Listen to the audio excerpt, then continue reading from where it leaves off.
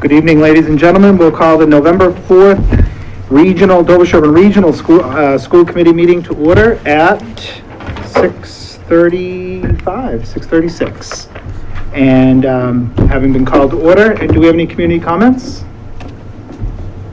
Seeing none, we'll proceed on the agenda to the state of the district. And we do not have Mr. Jeb Shue here yet. Are we expecting him, do we know, Mr. Maringer? I am not 100% sure. Okay, well, we'll move then to Ms. Catherine Boland, representing the high school. Welcome, Catherine. Thank you. So for November this month, there are a few things that are going on in the high school. One of which is Spirit Week is coming up, and that is very important for the high school students because they have 1 week where they can dress up on different days, and they compete for points and money count. And so when we also raise a lot of money for a charity because money also counts as points towards your grade, and the grade who has the highest points wins. So tomorrow we have a student council meeting in the morning, and we will be deciding these Spirit Days and the charity to donate to. And we also have a pep rally on the 21st, and we're just trying to think of new ways to make that better for everyone. Another thing that is happening on Thursday, which is also something very new this year, is we are having a guest come into the school. His name is Moufi, and he's a rapper, actually, but he's come in once before for a poetry class, for Miss Donahue's classes, and the students have loved him, so he's gonna come in for a big assembly. Another thing is tournament. So as you see, currently one of the games is going on right now, and that's girls soccer. This year, all the fall teams have made it to tournament, which includes boys soccer, field hockey, cross country, girls soccer, and football, and golf.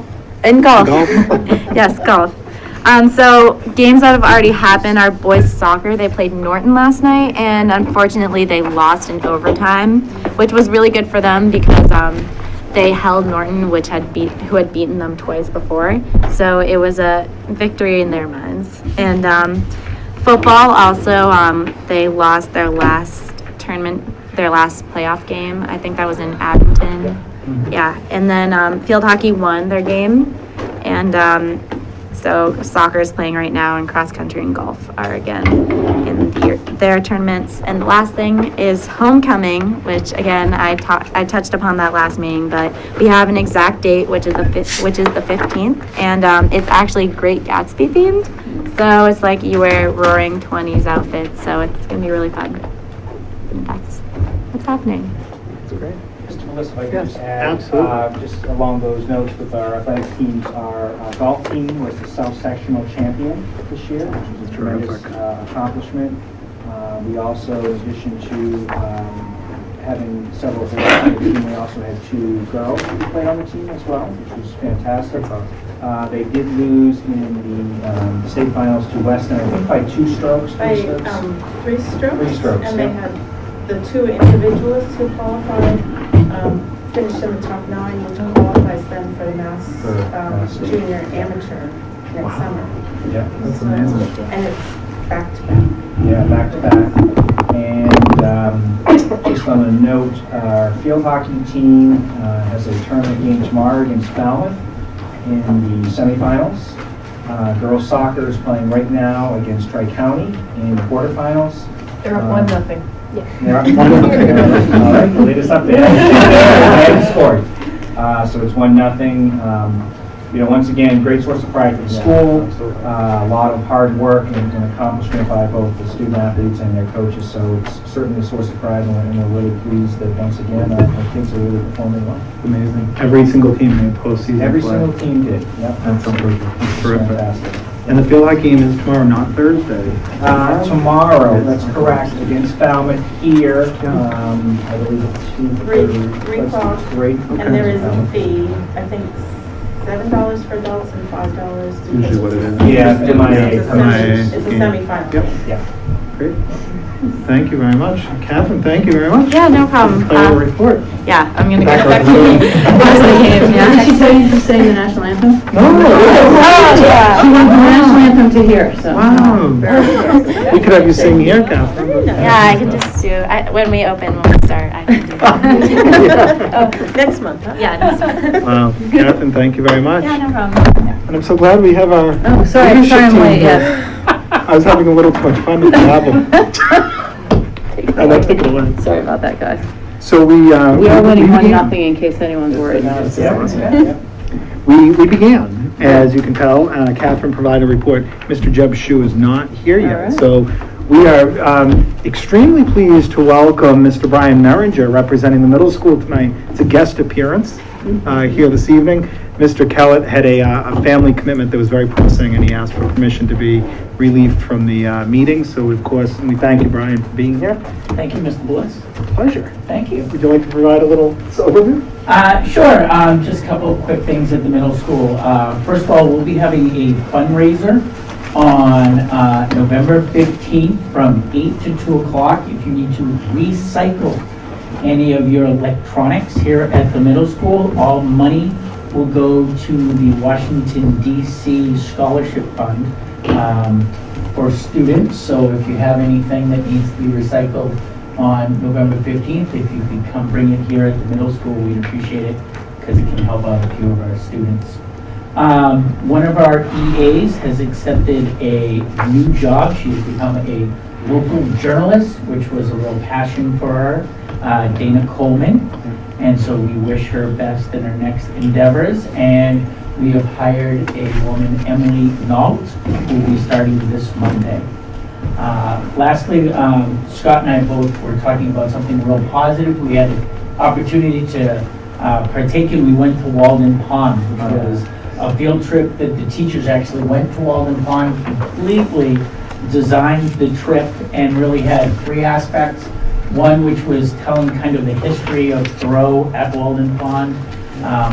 We had English teachers do a poetry project, and we had the science teacher give our kids iPads, and they ran around the woods taking pictures of animals and vegetation. And I think more than anything for Scott and I, when we're at school, we deal with a lot of great things with middle school students, but it was great to get outdoors and really see them be 12, 13-year-old kids exploring and having a blast. So That's great. You had just perfect thought I would weather. share that. You And had we had perfect great weather. weather. After A the little, yes, we had to postpone a couple times due to weather, but it was a wonderful time.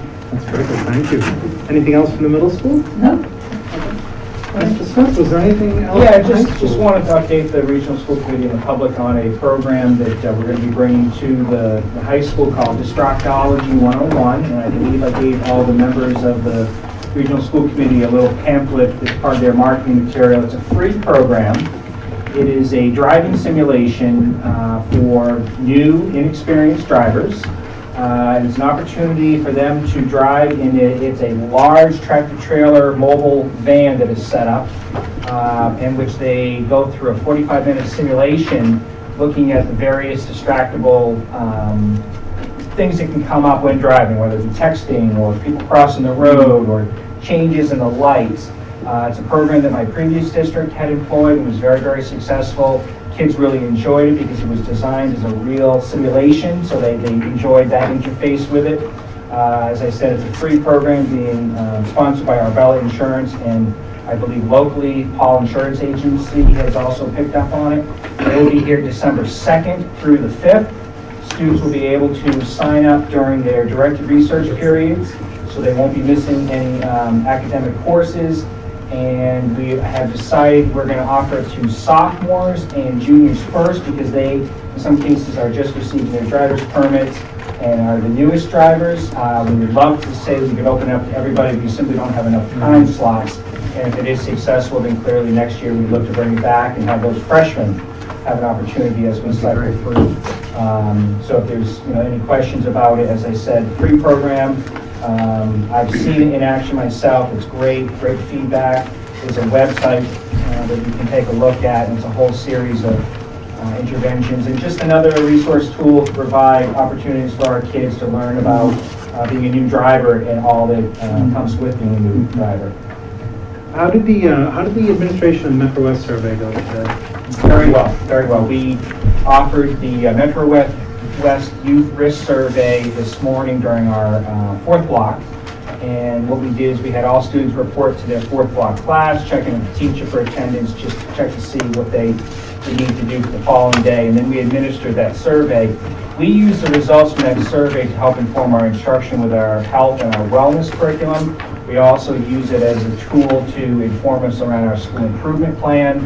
And we haven't alternated the school improvement, the Metro West Youth Risk Survey with our social norming survey. So we've been alternating years. So Ms. Deeper Keegan was responsible for administering that survey. And when I reported back with her, she said everything went really well. And did we also administer to grade 7 and 8 today, Mr. Manager? No, it's going to be in practice. So the Metro West Health Survey is administered to students in grades 7 through 12 at the region. We do not administer the survey to students in grade 6 due to content and other matters. So. And we've done this for a few years running now? Yeah, this is our third. We do it biannually, and So is there enough longitudinal data to make sense of it? now there is. Yeah, it's great. Yeah. And that actually helps us because when we apply, for instance, when we applied for and recently received the Metro West Foundation grant, part of the challenge for us in writing grants of that nature is to really have have empirical data, and we now have that. So that's a major takeaway for us. Thank you. Thank you very much. Any questions of Mr. Manager or Mr. Smith for their reports? On the central office report, we really want to thank members of Sherborn Advisory and Dover-Warren for meeting with a small cohort of members from not only the regional school committee, but also from Sherborn School Committee and the Dover School Committee. Those beginning of the year meetings were always very helpful to us, and we hope for you as well, for members of Sherborn Advisory and Dover-Warren. There was sort of a 3-part agenda. We take a look back at fiscal 14. We take a little look at fiscal 15 where we are, and we try to take a glance into fiscal 16 as best we can. And those meetings were all held in October. So I did not go to the Sherborn Advisory meeting, but Ms. Haig represented the Regional School Committee with Mr. Lee, I believe, correct? I was there. How was it? It's a budget meeting. Well, I went with Ms. White and to Dover-Warren, and we had a grand time. So it was a good time. Also in the report, You need to get out more. I need to get out more. That's the measure of my social life. We had a nice representation at Mass Q at the end of October with Trish Uniac and with Diane Papafotopoulos represented. We included a picture.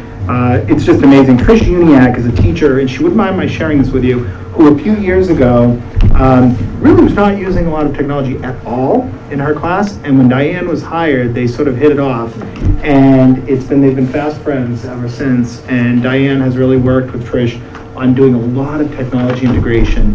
Trish Uniac is a dually certified, both French and Spanish teacher at the high school. So it was nice. We also had very strong representation from Chickering as well at Mass Q. So that was great.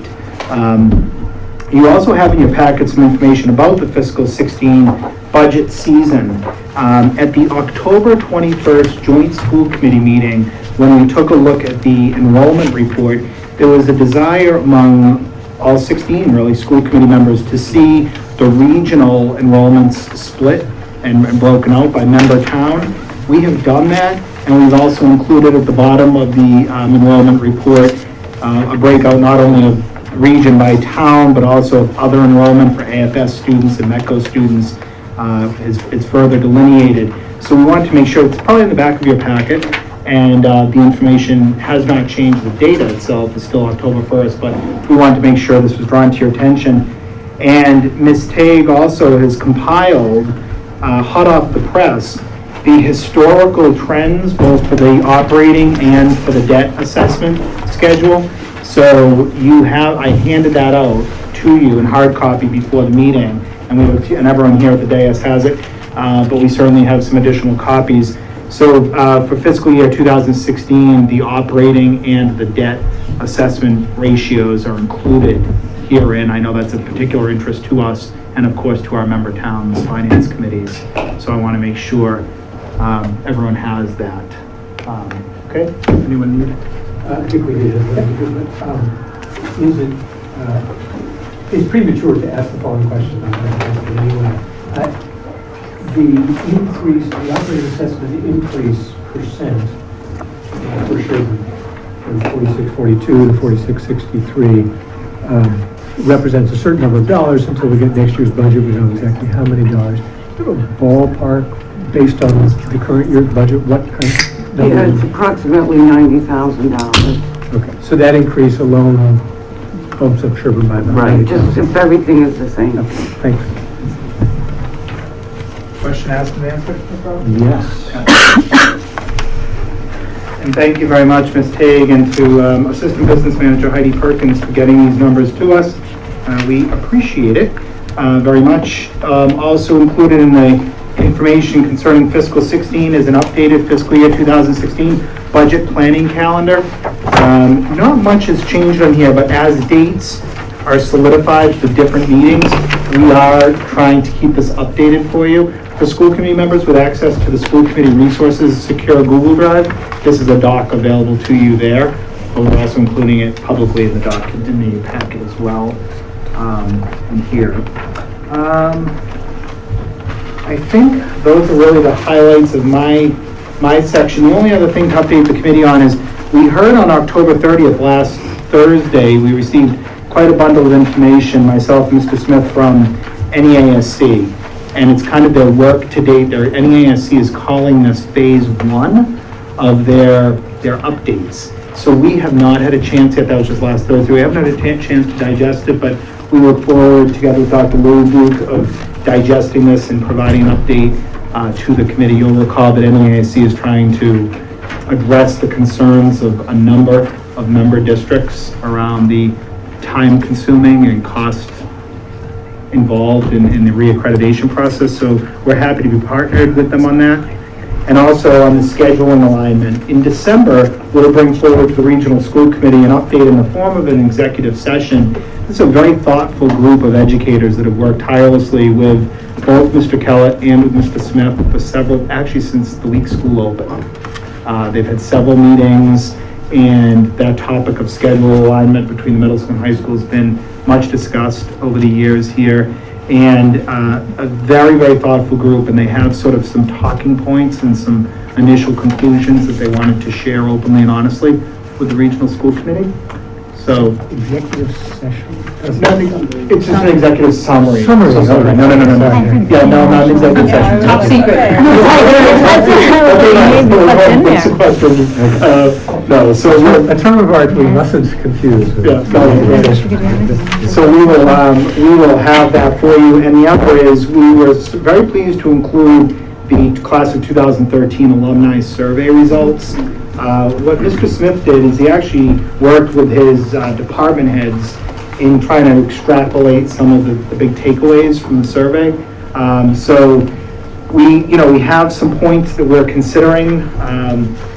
Some of the issues that, for instance, the LFTA department had hoped to see some more questions built in around arts courses and feedback on the relevance and applicability of arts courses to our graduates, as well as the importance of field trips that we take here at the high school in particular was a takeaway. And there were a number of things, but one of the issues the social studies department raised is several years ago, and Claire, you may remember from being on the committee, we used to do a futuristic survey, and it was done, it's a kind of a quote, you remember it, Richard? I remember it, and it was not widely appreciated. Yeah, and expensive. And it was expensive. Right? And it was expensive, and the social studies department was wondering if this was sort of analogous, but we actually put these questions together, school committee had input for these questions, and it cost us nothing other than some, cognitive horsepower to get this going. So we were fairly pleased with the results, haven't really fully digested everything, but we knew that some of you were really anxious to see. And I will never forget 6 years ago when I started, some of the high school department chairs said, Steve, you know what best informs our curriculum revision work? And I said, what? And they said, feedback from alums.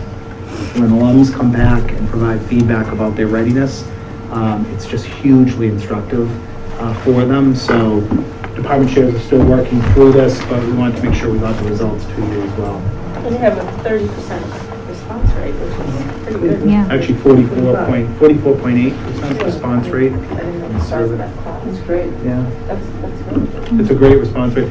We incentivized it a bit. We had gas cards to like we had I think $50 gas card to the 50th and the whatever responded. So we think that helped.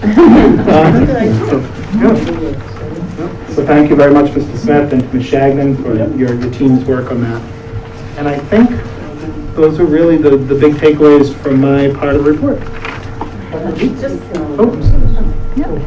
I just have a super quick question. I'm not sure where it fits, so I'll just ask it now. Somebody just asked me on the cost of the Washington D.C. trip. They thought it was high, and they were just wondering if there was any breakdown, like if anybody looks at the cost breakdowns of these trips. Mhm. And I said, I have no idea, and I'll ask. So, Do you have knowledge on that? No, I know we've switched vendors this year. Yeah. So, I know that has been a small increase, but I'm not sure the exact breakdown of how much is transportation, what is the lodging costs, et cetera, but that's something we can get to you at this meeting. Is the person asking an 8th grader or not an 8th grader?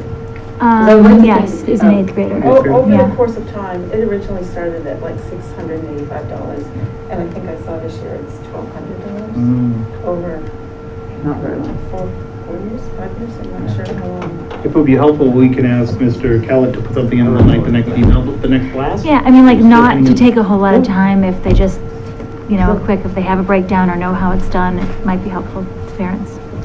Sure. It's quite a climb in price over time. Great trip. Thanks, Cal. My question, Steve, was just on the NES. So is everyone just in a holding pattern with them? Is that? So they put out the draft version of this phase 1 work, and they want all of the school districts that signed the letter, that we co-signed, the letter that was authored predominantly by Dr. Sills. And we need to take some time to digest that. So I believe, John, you have some folks that will take that under advisement? Yep. We have a committee, basically it's a steering committee that we form and bring back during each iteration, so when we have a 5-year report or review. Right. So are they asking us, do we know if they're asking us to do work, or they're just reporting to us on what they're doing? They're just really reporting back feedback from the concerns that were expressed by a number of school districts. In a quick run through of it, they've made some minor adjustments. I'd like to see some more things be addressed. I think they still have not addressed the issue of the cost, which I think is becoming increasingly more and more difficult to understand. It's about $25,000 for a 3-day visit. Another great. Yeah. So we're monitoring, we'll keep you, well informed, but thank you for your interest in that, for sure. Any other questions from my section of the report? Dr. Ledoux? Yes, we have a professional development day coming up on December 1st. You've seen my past year reports, what's happening on that day with John Doria coming to speak to the entire faculty, and then in the afternoon, some technology workshops here at the region, and then the language-based strategies consultant from the elementary level. It's 3 goals, 1, 4, and problem. But I included this time, keep those focused, right? Yeah, I included this time a sample of what a unit looks like in understanding by design. I thought it was important for you to see how those shape out, what goals that we look for students, what are some of the enduring understandings, what's the transfer knowledge? That's that knowledge that takes kids into their lifelong learning and that journey. What are the essential questions and what it is students should know and be able to do. So this is just a sample of the music. I chose the music only arbitrarily. We have these units crafted for almost all of our content area, and by the end of June 2015 we'll have all of the language arts, science, social studies, math, and and then certain electives and certain special area academics, art, music, and PE uploaded. So we're really making quite a bit of progress, and it's a tribute to the educators we have here that these are so well crafted. So any other questions on people? I was just thrilled to see the continued work. You'll remember a few years ago, we looked at the music curriculum Right. here in this very library. And it was really nice because we've had some turnover in the music department. So it was really refreshing to see the fact that that curriculum is dynamic and it's living and breathing and it's actually being inculcated with our new teachers. Sometimes things can die on the vine. And so thank you, Karen, for leading that charge with our music teachers. It's very important. Certainly re-energized with the hiring of Mr. Herman this past fall. So we're very looking at these people out. Appreciate the time. Well, the good news pertaining to FY15 at this point is wastewater treatment facilities, ACOP, administrative has been finally released. Thank you, Chris. That's been in process for about 6 years. I have candy. I mean, that's been 10, 15 years? Well, since I've been here, And it was an issue before. Yeah. I think since the plant was actually built. Yeah. Never operational. That's really positive, I think. And the school committee did a great job in providing the funding that we needed to do the things we needed to do. We're still working on basically analyzing the 15 budget. We're so early into the school year, there's not a lot to report at this time. That was previously reported out. The other thing that will have an impact for FY16, however, we have to do it in May, is the refunding of $8.7 million in long-term general obligation bonds. Just to give those who may not know, this is the background. This is the bonds that were done as a result of the middle school building and the improvements at the high school. There were 20-year bonds. There was a call provision put in the bonds in the 10th year, and we're on a 10th year. And that call provision, you generally pay a little premium for, because the investor, in effect, knows that after 10 years, they could call his bonds. I provided an explanation as provided by myself and Jim Eggett. After issuance costs, we're anticipating savings of about $1.2 million. Our fiscal advisor, Margaret McQueen from Unibank, who's been with us since I've been here, and Jim Eggett, who's been with us 10 years as the treasurer, will be here at the December meeting, at which time we'll need a vote from the school committee to go forward with this. And I've also provided, it's another thing that just adds more on the pile, as I call it, as far as the due dates we have to meet. The biggest piece from our perspective is updating the disclosure statement as well as the meeting with the rating agencies. So, Chris, I saw that timeline which said there may be an issue with, I guess it was the December meeting. February meeting. February, thank you. Can you've anticipated the board and say, we can authorize you guys to sign? Well, at the meeting? or if, no, I think we don't have, I think what I might recommend is we have our normal meeting on February 3rd as usual. But that night is the night that DSEF meets in here, so we're over in the high school. Okay.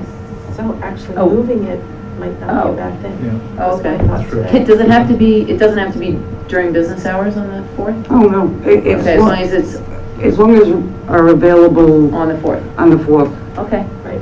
So check your calendars and see if we can move to Wednesday, the 4th of February instead of Tuesday, the 3rd of February. Okay, but that's okay with. That's great. Okay. We won't actually know the total savings until we open, or until the bonds come in and the bid is approved.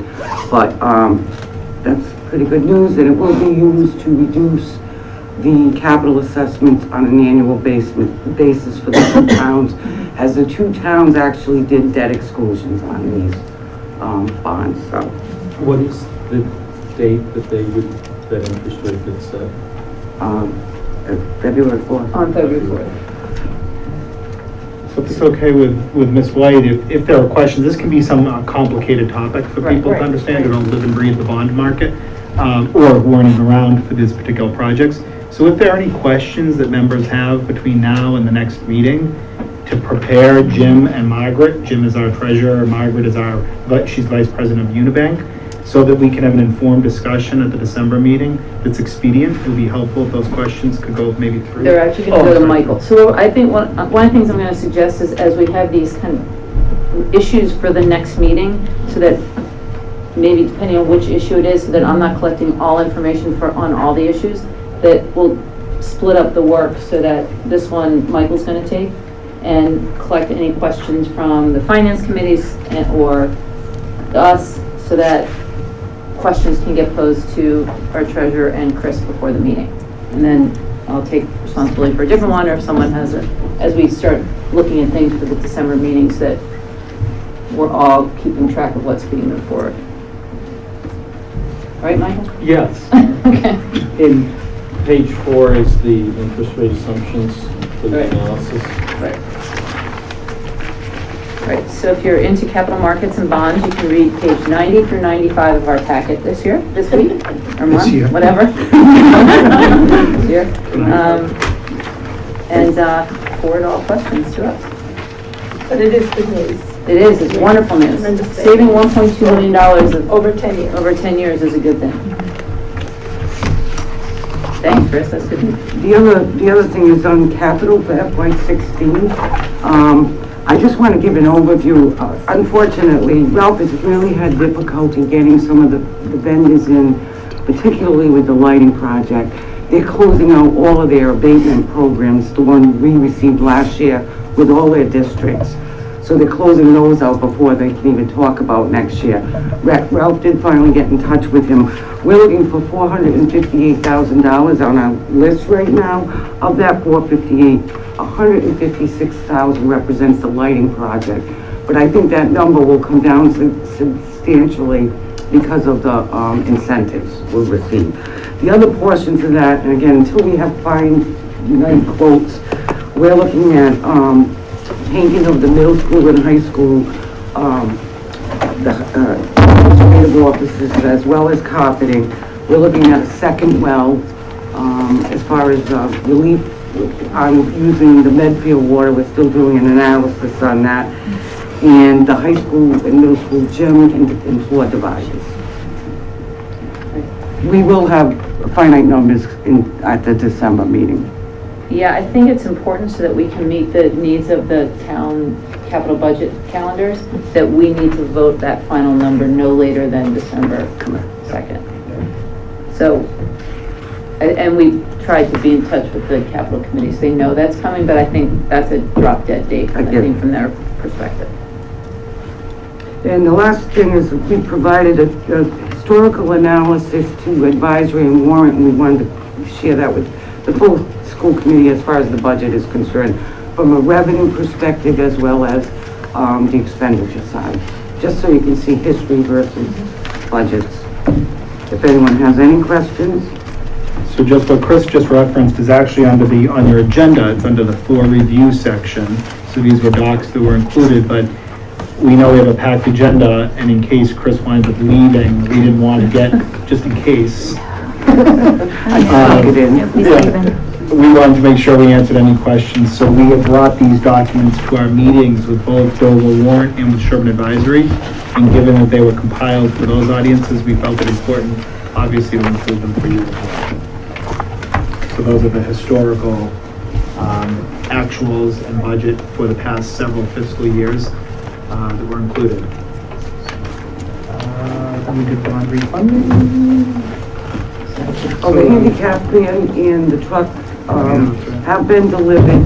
There was a little bit of a mix-up with the plates for the handicap, and they were listed as cargo plates. And they have to be pupil plates, but we should have them by tomorrow.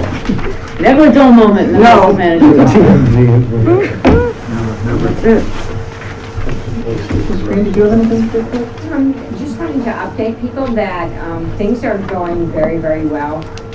Our new team chairs, Jill Arkin and Wendy Roberts Isaacs, have been doing a phenomenal job. They really have hit the ground running, and I couldn't be more pleased. And of course, Marla Colarusso, the elementary director working at both of the buildings, has really assimilated to what she's doing.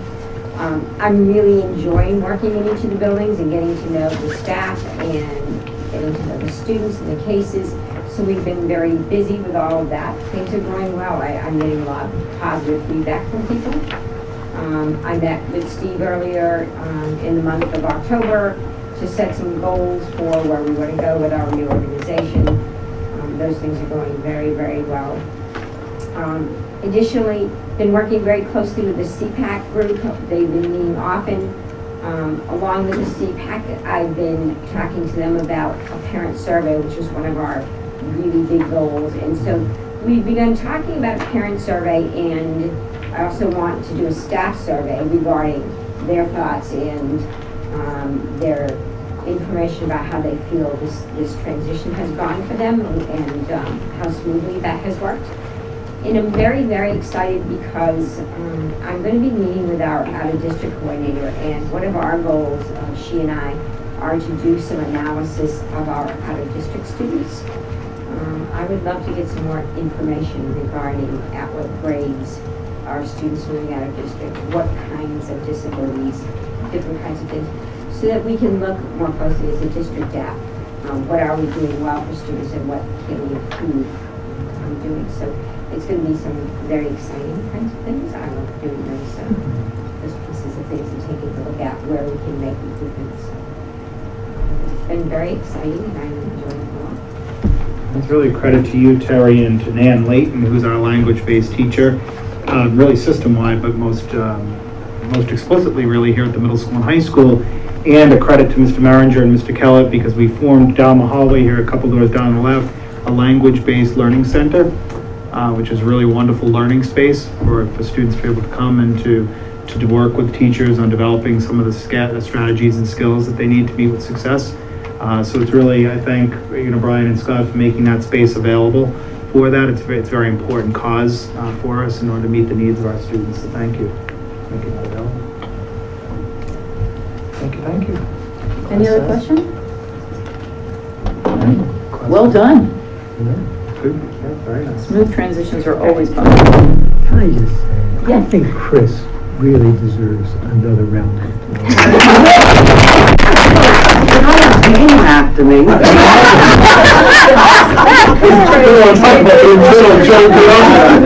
gonna need those. The whole central office laughed. Don't. We won't repeat that. Class size reports. Nice segue. No way to segue. Mr. Manager, would you like to speak to any questions about the class size report from the middle schools? I guess my question is, are we now doing something with this?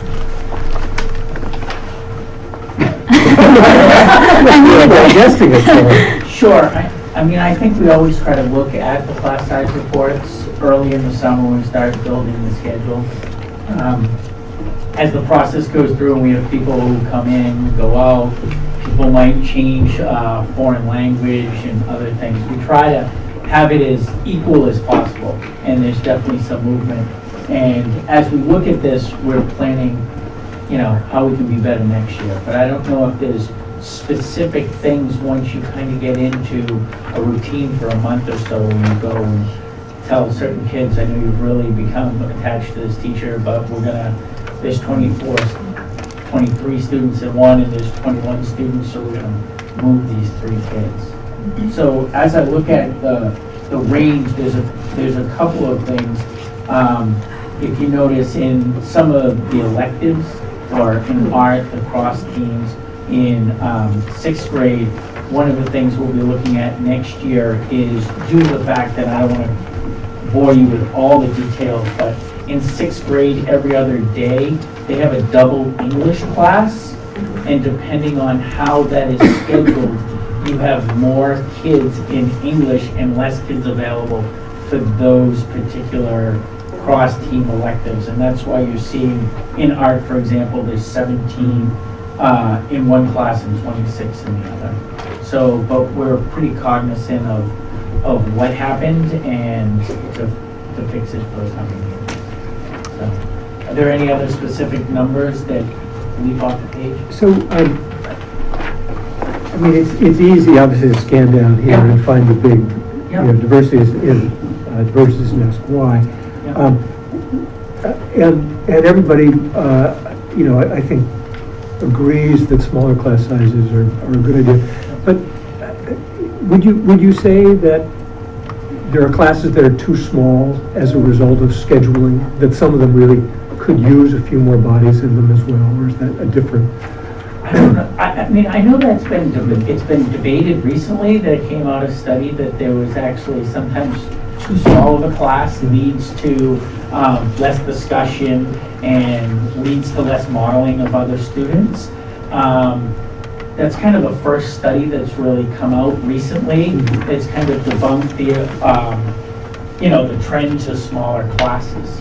And I don't know. I think that's something that we'll get for feedback. I know, for example, if you look at one of our Spanish classes, it has 8 students in there. And it is interesting that we're going to try to get some feedback from the teacher, because in a class where you want to work on conversation in another language, if you have a couple kids who are shy, it might be something to look at. I do know that most of the parents, when they find out they have a real small class, usually are very pleased with that because their kids are getting more individualized attention. But I do think it's a topic for us to look at. I still feel like, we get this report every year, that in the block classes like science and social studies, where my understanding there's not tracking going on and all, there's still such a wide divergence. And I understand why it'd be hard to balance things out in the foreign language or some of those other issues. But the schedule for the middle schoolers is, I think, fundamentally easier to block out than for the high school. How do we still kind of consistently end up with in science, a low of 13 and a high of 25 in a 6th grade science class? It just, to me, is... I would say there are 2 specific reasons why that happens. In that particular, we didn't start off with 26, we started off with 24. The 2 things that drive or constrain the schedules are really foreign language. So, for example, if you're a 6th grader and you want to take Spanish, we have a lot of latitude over what science class we can put you in. But if you take Latin, it's really constrained, because there might be 1 or 2 classes that you can go in. And then if you put that with the math leveling that we have, there are some classes, just the way that they're going to be set up, that are going to have a lot of kids from Latin who can only be in this block, and math who can only be in a certain block, and it funnels all those kids into 1 or 2 classes. So the constraints more are foreign language and would be inclusion classes as well. So small group English and the leveling of math. Right. Our drivers. Yeah, Right. which has always been. Yeah. We had I believe a bigger Latin population, kids taking Latin this year, and some of that has forced kids kind of like a flow chart into certain classes. Mary, have you heard from any parents with concerns about class sizes? No, I haven't yet. But we just ended the first term. Right. So, but that's not something, when we try to keep the classes as equal as we can, and I think that's as much for our students but also for the teachers. I mean, the teachers would prefer to have 20 kids come in every class and not have a variety of, 13 in one and 25 in the other. And never have an absent student either. which is nice too. Do we have any kind of, I don't think there's a formal policy, but even an informal policy about what is our cap? At what point do we start seriously considering having another section? I went to the policy meeting today. I know, not even a name, but I didn't think there was anything written. I didn't know if there'd ever been discussed The Sorry, there only is thing, and it's unwritten, Carolyn, the only thing that we do adhere to at the high school level in particular is science classes. We try to cap out at 24, which is sort of a national science standard, safety standard, but nothing that's been codified by way of our school committee in terms of a cap, no. Have you Not ever that- thought about wanting Right, to and do the that? policy says available lab seats or something like that. Yeah, Right. yeah, it's fairly, Yeah, I mean, just 26 seems very, and it's, I'm not even just talking middle school, I'm high school too, like 26 just seems high. And especially given that we know this is gonna be the case for a couple of years, you know, has it ever been considered, you know, to hire an instructor, not necessarily a full-time faculty that we then have to carry as the population goes down, but, you know, would it make sense to think about an instructor who comes in to add another section of a particular class? well, we really appreciated the fact, and I asked the question of Mr. Maringer because he didn't have the benefit of being here last month when we talked about that, and we actually have our turbo budget planning session planned for this Friday, several hours, to begin work on the regional budget for FY16. And that's one of the topics will be, you know, if we're really looking at class sizes, is there something we would like to ask of the regional school committee in the construct of a fiscal 16 budget that would help to ameliorate some of those, the burgeoning, by relative standards, class sizes. So Okay. definitely you'll hear more on that, Carolyn, for sure. Thank you. Class sizes for this? High school, absolutely. Mr. Smith, anything on the class sizes? Yeah, I would open it up for questions just because there's a lot of data in here. Clearly, similar to what Brian had said, we know that we have some higher class sizes in mathematics and science, social studies a little bit, as well as English. Our overall class averages are still the same. Some of those size discrepancies are determined by many of the singletons that we have here at the high school, meaning single offerings of a particular course, whether it be an honors course or an AP course. That has a big effect then where kids can go.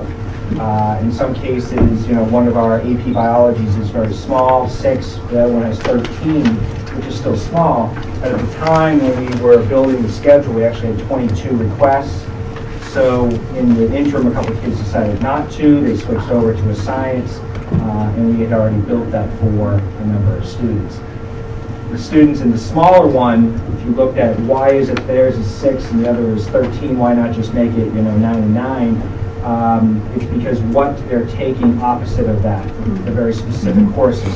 And I philosophically still want to, wherever possible, maintain a student choice schedule, because I think that meets the needs of our students by doing that. It will create some of these discrepancies. One area where we did take some focus around was some of our skills courses. We really tried to look to make sure that they were courses that we needed to have. We removed one of our Algebra 1 skill courses. We were able to move a student with some additional supports into an algebra course. This year, we do have a geometry skills class, but it's a little bit larger. So we still want to make sure that we're maintaining all the opportunities and resources for our kids while also trying to maintain a balance within our overall sections. As has been pointed out recently by Mr. Bliss, I do intend on discussing some scenarios for some potential new staff in our core subject areas for fiscal 16. And I did ask today, in the past, we've looked at sort of a 20-year history of Yes. class sizes, and I think that's coming next month. But my quick look at this was, as I recall, probably 19 is probably the highest we've been in the past. And so, That's you know, correct. maybe in science, we're bumping up against that. Yeah. But interestingly, You're talking no, average class. Yeah, average class size. Yeah. Interestingly, though, you know, that number, we haven't hit that yet, even though it feels like in some Right, past we actually instances went down we a small have, percentage point Yeah. from last fiscal year. which I thought was interesting. Oh, that's a good point. And we will include that. We're so sorry we didn't include that. We will make sure we include that. We'll probably wind up reposting the packet, putting there, and also putting it in your December packet, if that's okay. Ms. White? Good? Well, that packet has, that set of data has information going back to fiscal year 95. So it gives quite a long history of it. And those numbers fluctuate anywhere between 16.8, I think it is, or 16.4, up to 18.6, and we are not at the highest point right now. We're actually more in the 18.1 range. The other is that the master scheduling will be handled for next school year by Ms. Keegan, by the assistant headmaster. So there'll be a transfer of the master schedule building from Ms. Luskin to Ms. Keegan. Ms. Keegan's really thrilled with that. And, That's a bonus for her. so what's great about that for our kids, though, is the fact that we will benefit from fresh eyes on the entire schema, which can't hurt at all. So, and I know Ann's already taken a deep dive into it, so it's She great. has, and, we've already looked at how wellness is scheduled and delivered, and she's already got some really creative ideas to proper scheduling of that. So I think it's going to be a really refreshing look. Appreciate all the work Ms. Luskin has done with the schedule. High school scheduling is incredibly complex, as you can imagine, but I do agree with Mr. Bliss that sometimes it's good to have a fresh set of eyes look at it and maybe a different perspective, where we can maximize the efficiency of the schedule. Fantastic. Any other questions? Yeah, Carolyn. I have a question. It's actually not about class size, but as I look at my agenda, I think, have we already done alumni survey results? Like, We did. Right. So can I go back to that for a sec? No. So the very quick question I have is on page 11 of 35, you asked people specifically if there had been clubs that they would have wanted to have at the school. And since I know extra compensatory is busy meeting now in preparation for the budget, the two that sort of stuck out as being repetitively on here were Model UN and some sort of outdoor club. Right. And so just as that committee does its work, is that sort of in mind that seems to be something that a number of people have said they wish they could have? Yeah, actually, I have an update. Yeah. on Oh, that. good. So this year, we have two Model UN programs. We actually have a junior-senior Model UN traditional program where students will conduct research and participate in competitions which are held at Harvard.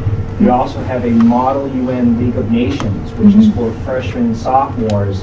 It's a junior varsity type of program for Model UN. So we actually have two this year that is giving students from all four grades an opportunity to participate in a fantastic program. In addition, the Outdoors Club, we actually have a rock climbing club, and they are looking to expand to have other outdoor pursuits invested in. And for those of you who don't know, Mr. Lucille and Mr. Baruti also conduct a wilderness club that actually does a wilderness hike and overnight at Moosehead Lake in Maine, and they will be doing that in the spring. Mr. Lucille just completed, as part of the outdoor survival component of the wellness class, he, Mr. Grusick, and Ms. Lottie chaperone students staying overnight out here on our grounds, in which they took the skills that they incorporated from the course, and the kids were really thrilled about it. So absolutely, anytime we have these things come forward, there's always some vested interest, and there's always people who want to take these on, and we look at these types of opportunities.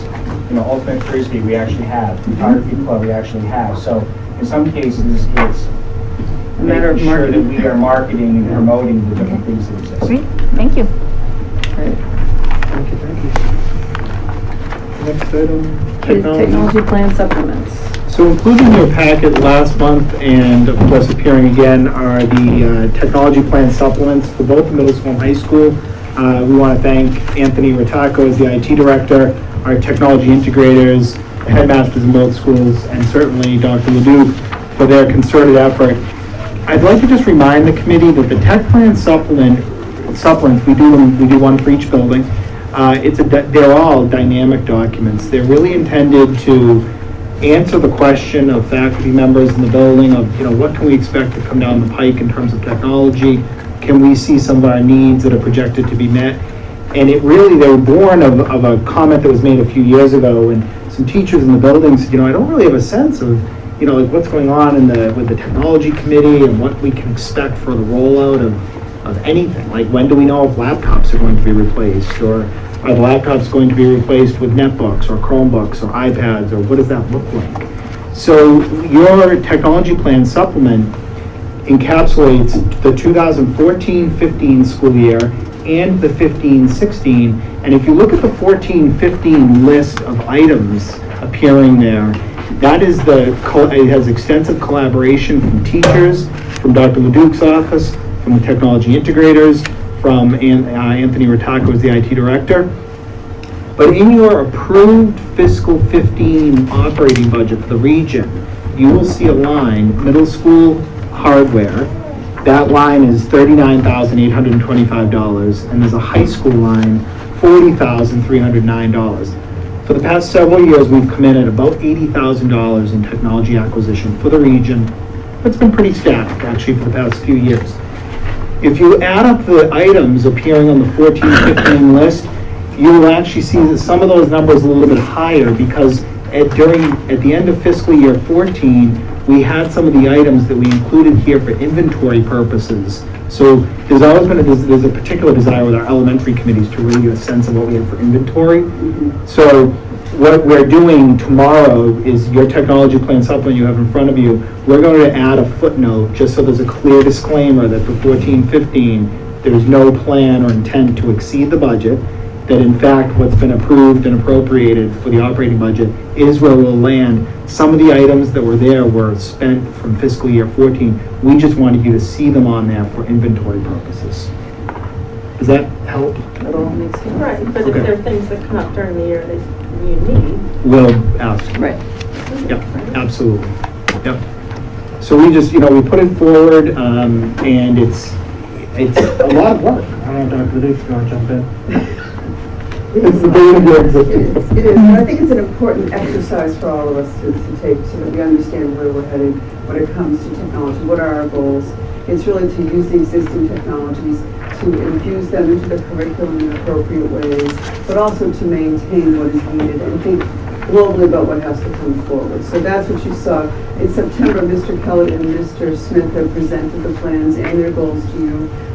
Certainly can take any questions you might have about each of the plans, but it is a dynamic document.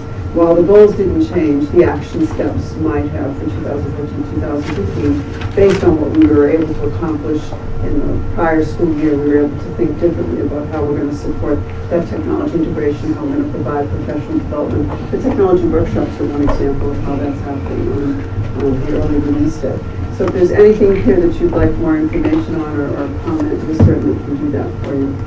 No, I just want to say that I was struck by how well integrated the technology is into the curriculum and into the instruction and into the learning. That you guys have built a platform that uses both devices that we provide as well as devices that students provide on a Wi-Fi based network to really enhance the learning and instruction in the school. That's fundamental to what we're doing. And I just wanted to applaud what you guys are doing around that. And I think it's really important that this technology supplement, and anyone who wants to learn more about it, I definitely encourage you to read through the packet and see how well that reinforces each aspect of learning in the schools. Thank you. Go ahead. So for Mrs. Smith and Mr. Leduc, at the high school, I've been hearing the library is closed sometimes because students are using that facility with a teacher to have access perhaps to those computers.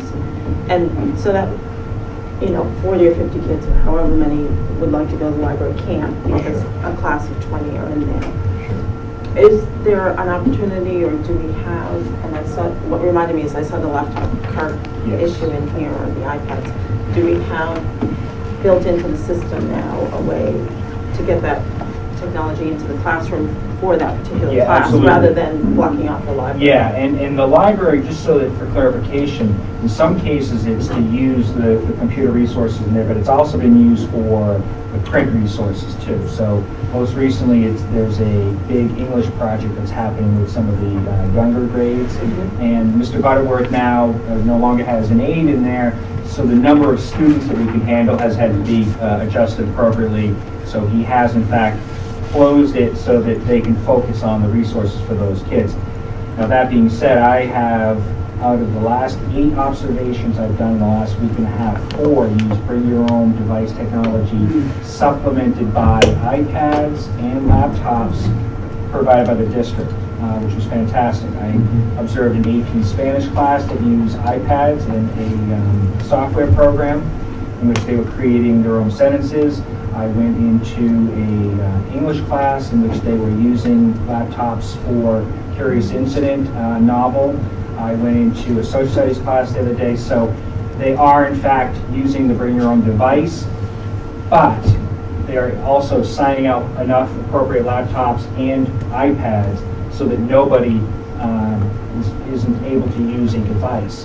And they're making sure that they're logged in, making sure that they're working. So that's one of the things that we did stress with Paul Butterworth, our librarian, that we didn't want to just have that be a place where they signed out. They traditionally will sometimes sign out labs that are used by some of our other teachers if our LFTA staff isn't using them, so they do have other options. Our vision for the library is really to have it become a much more mobile location anyways. So I think that my vision is to have it be more of a place where iPads, Chromebooks perhaps, are being used and interfaced in that library instead of your traditional desktops. Before school and after school, those desktops are used all the time. All the time. I happened to be in the library today, the high school, and every single computer was used, and there were work groups going on. I counted 54 students, in the library in total. 100% completely engaged with what they were doing. It was pretty amazing. It was really amazing, and it's a credit to Mr. Butterworth that the library's really been sort of rebranded a bit than what it's been for the past few years. So it was really remarkable. Now, do you need action on this? We listed it as action requested. Would be nice. It's actually connected. I mean, ultimately for the 15, 16 hours. Nope, we do not. We don't submit it to the state or anything like that. So technically, there's no action required. You've already approved the money for 14-15 by way of your budget, and 15-16 you'll see in a few short weeks by way of your fiscal year 16 budget. So this is just the detail that will be in there. Yes, thank you. Anything else from you guys? Excellent. And the last item here is on the Business Manager Task Force. As most of you know, next summer, at some point next summer, Ms. Tague will be retiring. I tried to get her to sign up for another 10 years or so. Yeah, right. Yeah, she really wants that plaque on the way. If you stay, we won't name it. Chris has done a fantastic job in her 6 years here. We started together, and it's been quite a ride. But she's done the yeoman's task of bringing so many systems to us. For those of you who have been around on the committee, you know it well. So we thank Chris profusely for all the work. I don't think it's over yet. We have another budget season to go through. But we wanted to just make sure that we were really doing a lot of due diligence around this business manager search. And we're not really forming a search committee yet, but we wanted to call it more of a task force to say if there was somebody on the regional school committee and we're asking for someone from each of our elementary committees to work with me on looking at area regions that have gone out to search recently, what do their job descriptions look like, just doing some of the embryonic work behind this to get us kick-started a little bit. So, right. This way? Exactly. So far, Michael has volunteered to play that role. What we're going to do is have one, we're calling it a task force, as Mr. Bliss said. So it'd be one person from each of the school committees to really look at the process of the business manager. What is the business manager's role? What 8,000 things does that person do? Should all of them be done by that role? Are there different jobs that should be reallocated within the central office? And just have a chance to really take a smart view before we hire Chris's replacement.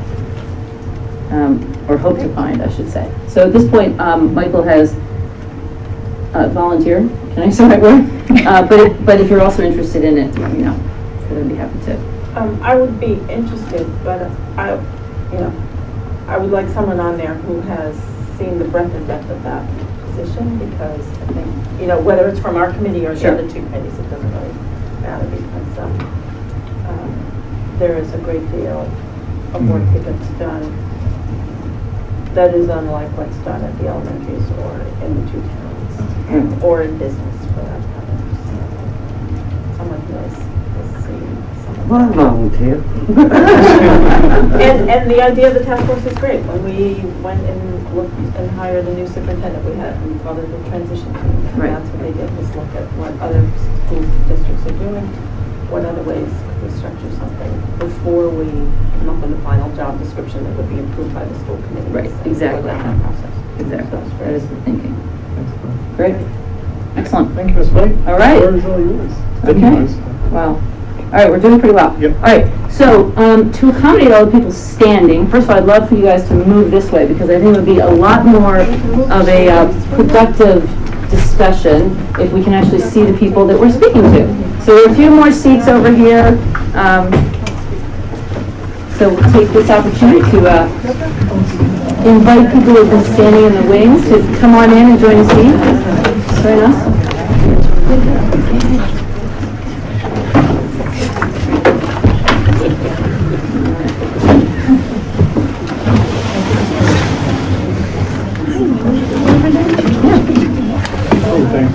There you go.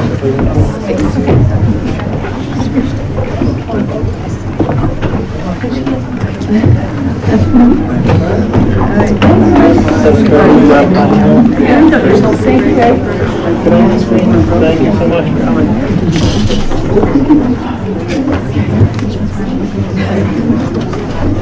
Listen out. Quick talk going on. Is anybody, The rest of the Halloween, here, bring it there. sit down. Take more than one. In case you want to know, the varsity food or nothing. Wow. And Rich McConnell was reelected for those who are following it. Yes. Coakley and Baker is too close to call. That would be the one I ate in the car, sorry. It was my dinner. Oh, no. It really was. Oh, that's so sad. Okay. No, All right, is everyone comfortable? Excellent. Yes.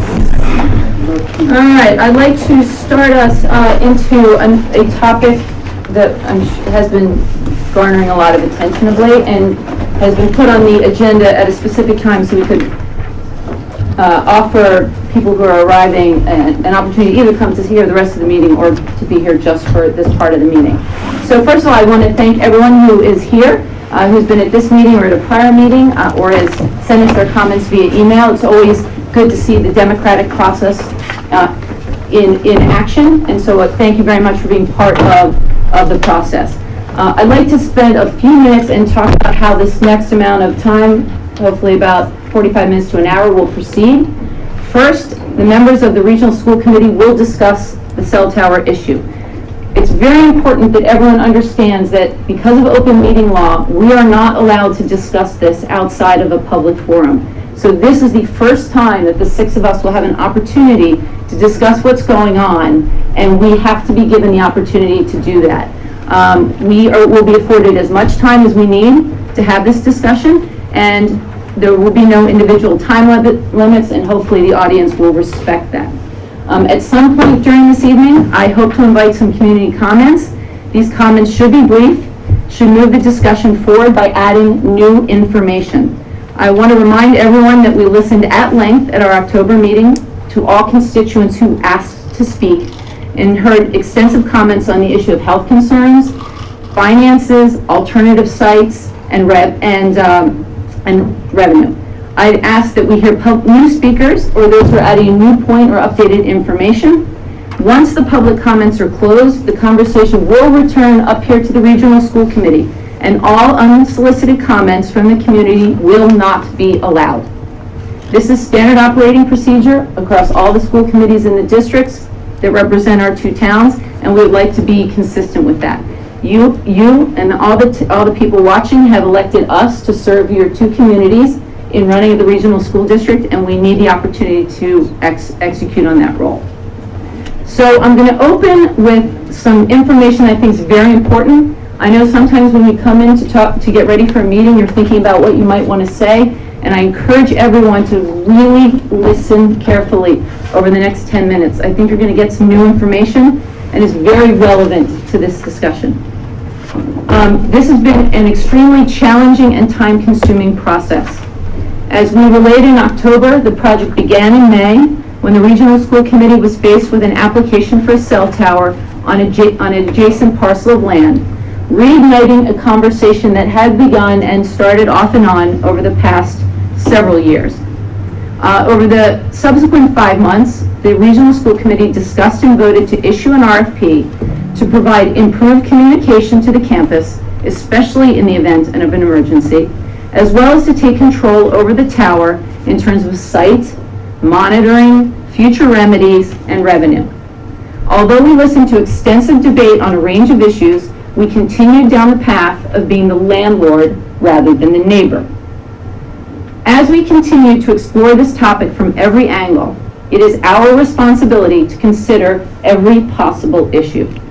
One benefit of giving ourselves this past month to have this discussion is that we've been able to make sure that we are leaving no stone unturned in terms of potential issues for the district. In the end, we are tasked with making the best decision for the district. And to that end, we're going to discuss a few things tonight that we want to make sure that we cover in depth.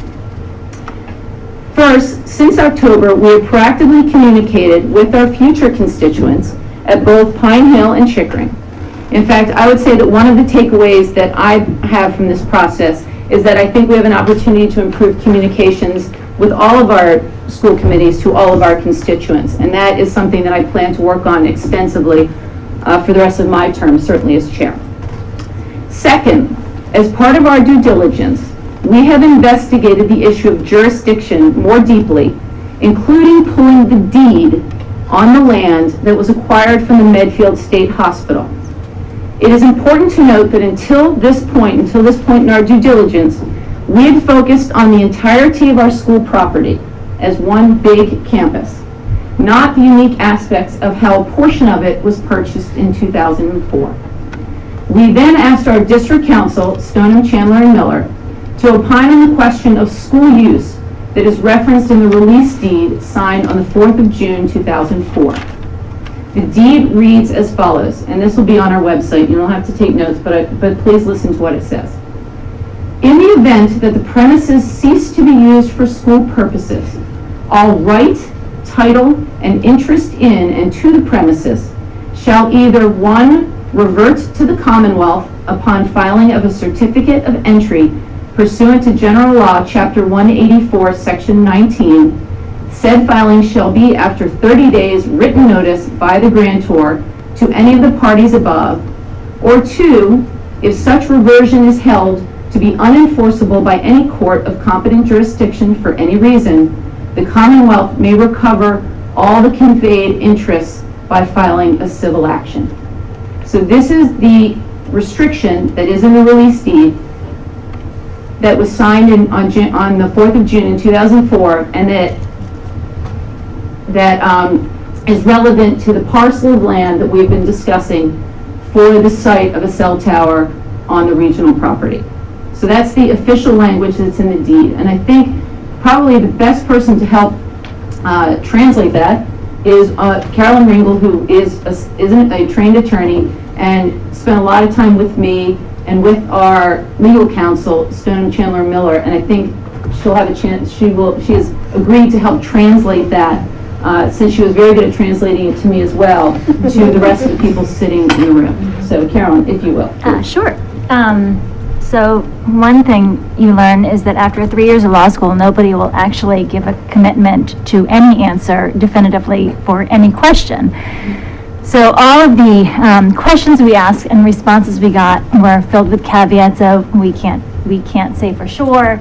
And so essentially this is a best recommendation based on the data that we have at the time.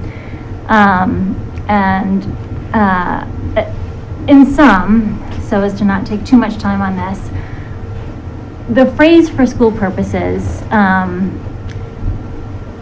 could be interpreted to mean whether the cell tower fits into that phrase, nobody can commit to saying it does or it doesn't, is what it comes down to. There is certainly an argument that it does, in the sense that the reason that the committee has talked about having the tower from the get-go is for emergency communication on campus, and to enhance the educational curriculum that we're putting forward. But that's an argument. It's not necessarily the argument that that the judge would decide. And understandably, no lawyer can commit to one interpretation or another. They can give a best guess that that is a reasonable interpretation and that the school committee could very well likely be upheld with that interpretation, but nobody can say for certain that that is absolutely what a judge would commit to.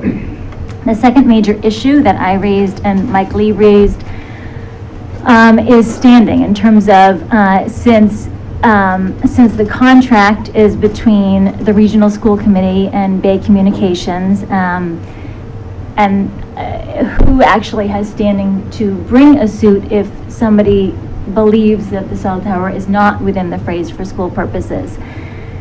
And again, there is no definite answer, but there is a possibility that within the Mass General laws, there is standing for 10 taxpayers to bring a suit, even though they're not party to the contract in this kind of case. So what we're left with is a somewhat vague, somebody, 10 taxpayers could bring a suit that may or may not uphold the idea that the cell tower fits within the definition of for school purposes. And so the question is, for this committee is, how comfortable do we feel with that risk, with the idea that there could be a lawsuit? Is this something that we feel so strongly about that we are willing to commit our resources to defending it if there should be a lawsuit? Even if you win a lawsuit, there's always the cost of going down that path. And there are many, many, many cases that get settled because it's simply not worth the cost of litigation. And so in a nutshell, that is the legal conundrum that we are facing based on, and I should clarify, this only applies to the land that was purchased from the Medfield, that portion of the Medfield State Hospital land. It does not apply to other portions of the campus. Where it's relevant is because, at least in our original conversations, it is where we had suggested citing the cell tower. So it does not apply to the cell tower generally on all parts of the campus, but it does apply to the parts of the campus that we have been discussing citing the cell tower. So do you want me to talk about remedies, or did you want Claire to discuss how we could? I think if you want to talk about DCAM and one of the things to do, and then we can talk about what are the options we do with that information. Right. Sure. So just to put it into my legalese for dummies translation is that we cannot know for certain that we will not get sued, and were we to get sued, we cannot know for certain that we would win. And if we were to lose, we could risk losing all 35.8 acres. Correct. And I would say all of that, the last point is unlikely in the sense that most likely what would be sought in the lawsuit is simply to stop the cell tower and not to seize the land.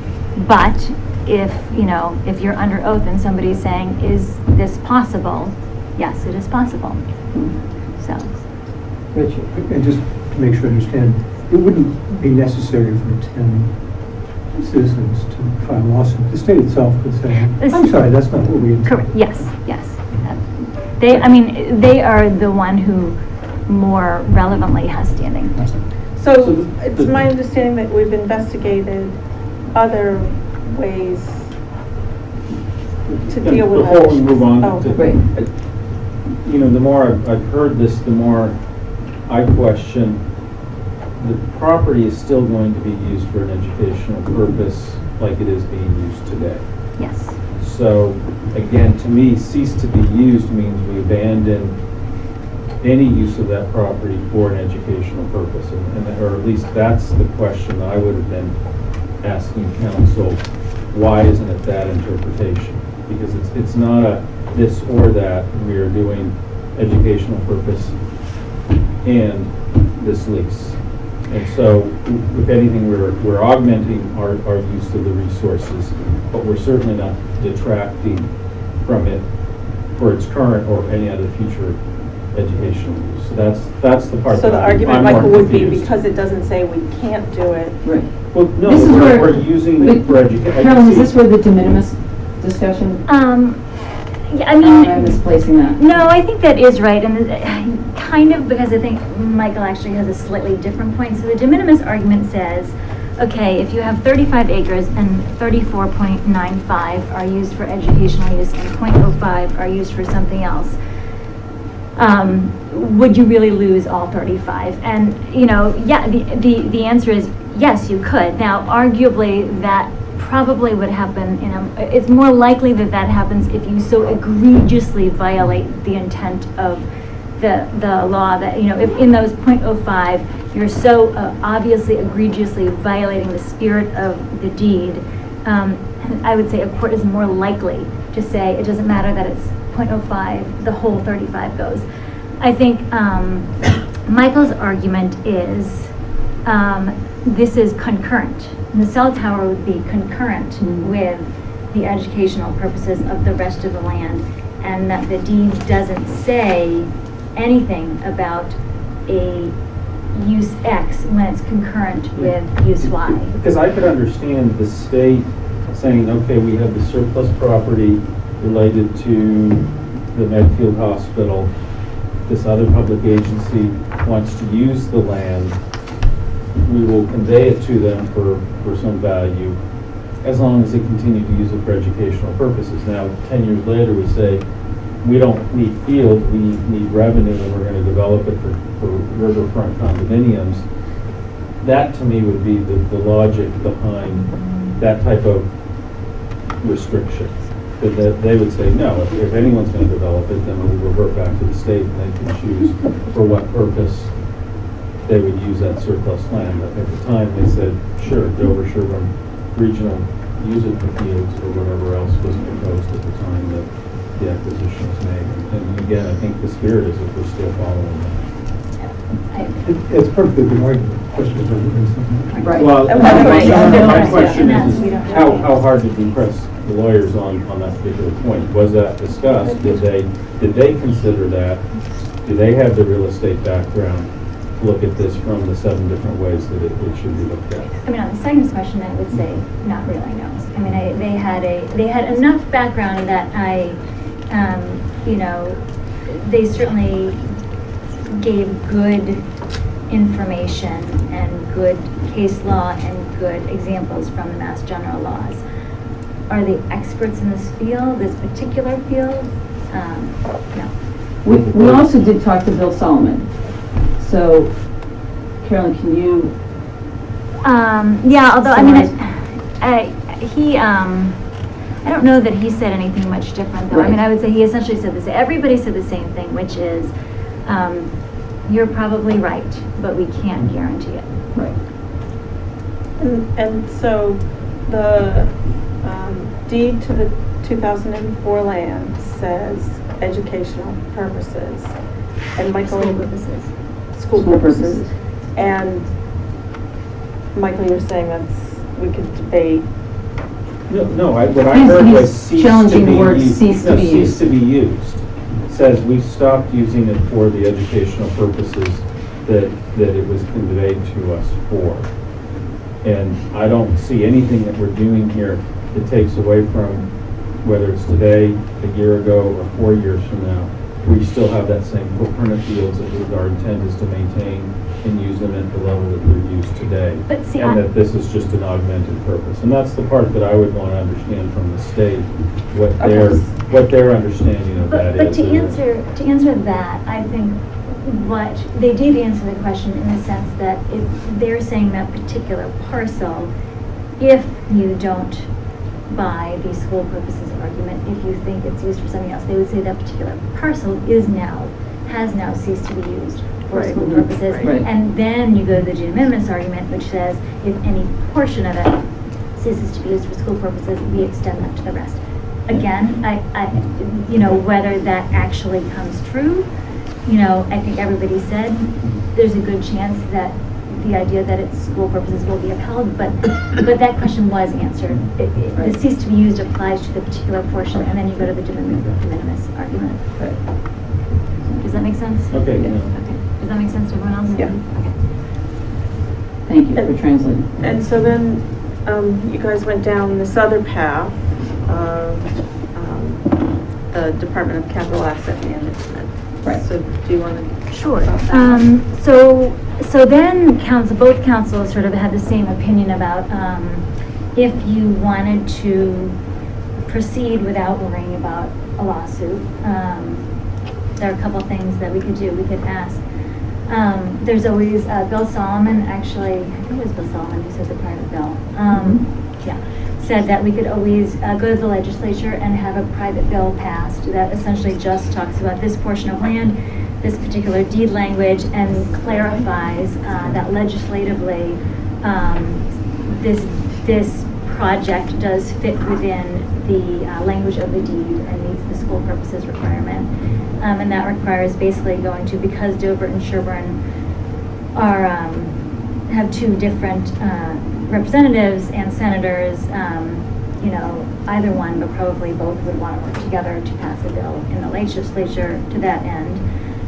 The second option is to go to the Department of Capital Asset Management, and ideally also the Attorney General at the same time or right after, and have them issue a clarification that states that the cell tower project and associated, everything associated with it also fits within the deed's language of for school purposes. Bill clarified that technically that going down the DCAM Attorney General route, technically there could still be a lawsuit brought. However, given that the state will have clarified their language, at that point it's not definite, very likely that the court would uphold that the cell tower is within school purposes if the Attorney General and the DCAM have already stated their ruling that they believe that it is. Since technically the land is now, since the Department of Capital Asset Management was created, they basically are in charge of enforcing these kind of deed languages, and so if they say this fits within what we meant, it's unlikely that they would then want to take the land back. So those. So Caroline, the public sort of private legislation involves our two representatives, which would be Linsky and Garlick. Yeah, and then Rush And For the current moment. Yeah. I can check on my phone, but they were both on the phone, so, yeah. I think Sherborn has been down that path for some other issues, and it has taken some years for that to happen. Takes time. And also, we know we have constituents of those representatives who would go to them and say, gee, we don't want that.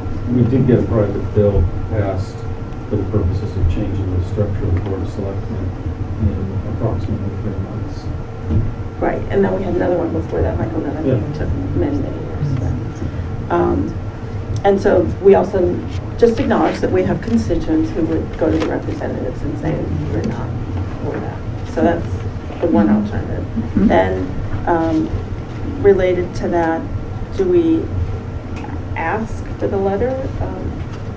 DCAM, is that? We would need to start that process, yeah. And so we would go down that path. What does that do to the RFP and the length of the window that the RFP We would is need to open? request an extension. So we would need to request. It seems unlikely that procedure would be complete before the RFP expires. Right, so to clarify, the RFP expires on December 5th. If a letter were generated as soon as possible, if we chose to use legal counsel for that or not, we would need to have a response back by December 5th. Otherwise, we would be asking Bay to extend the terms of their bid, which is possible, but from a business perspective, I would actually guess is pretty unlikely, just given the fact that they have an alternative application outstanding, that they would probably kick in tomorrow.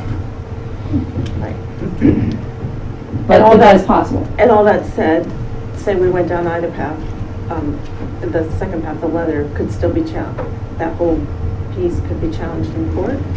It could, but if both the DCAM and the Attorney General had declared that they consider the cell tower within the language of the deed, it would be very odd for a judge to then declare that it's not.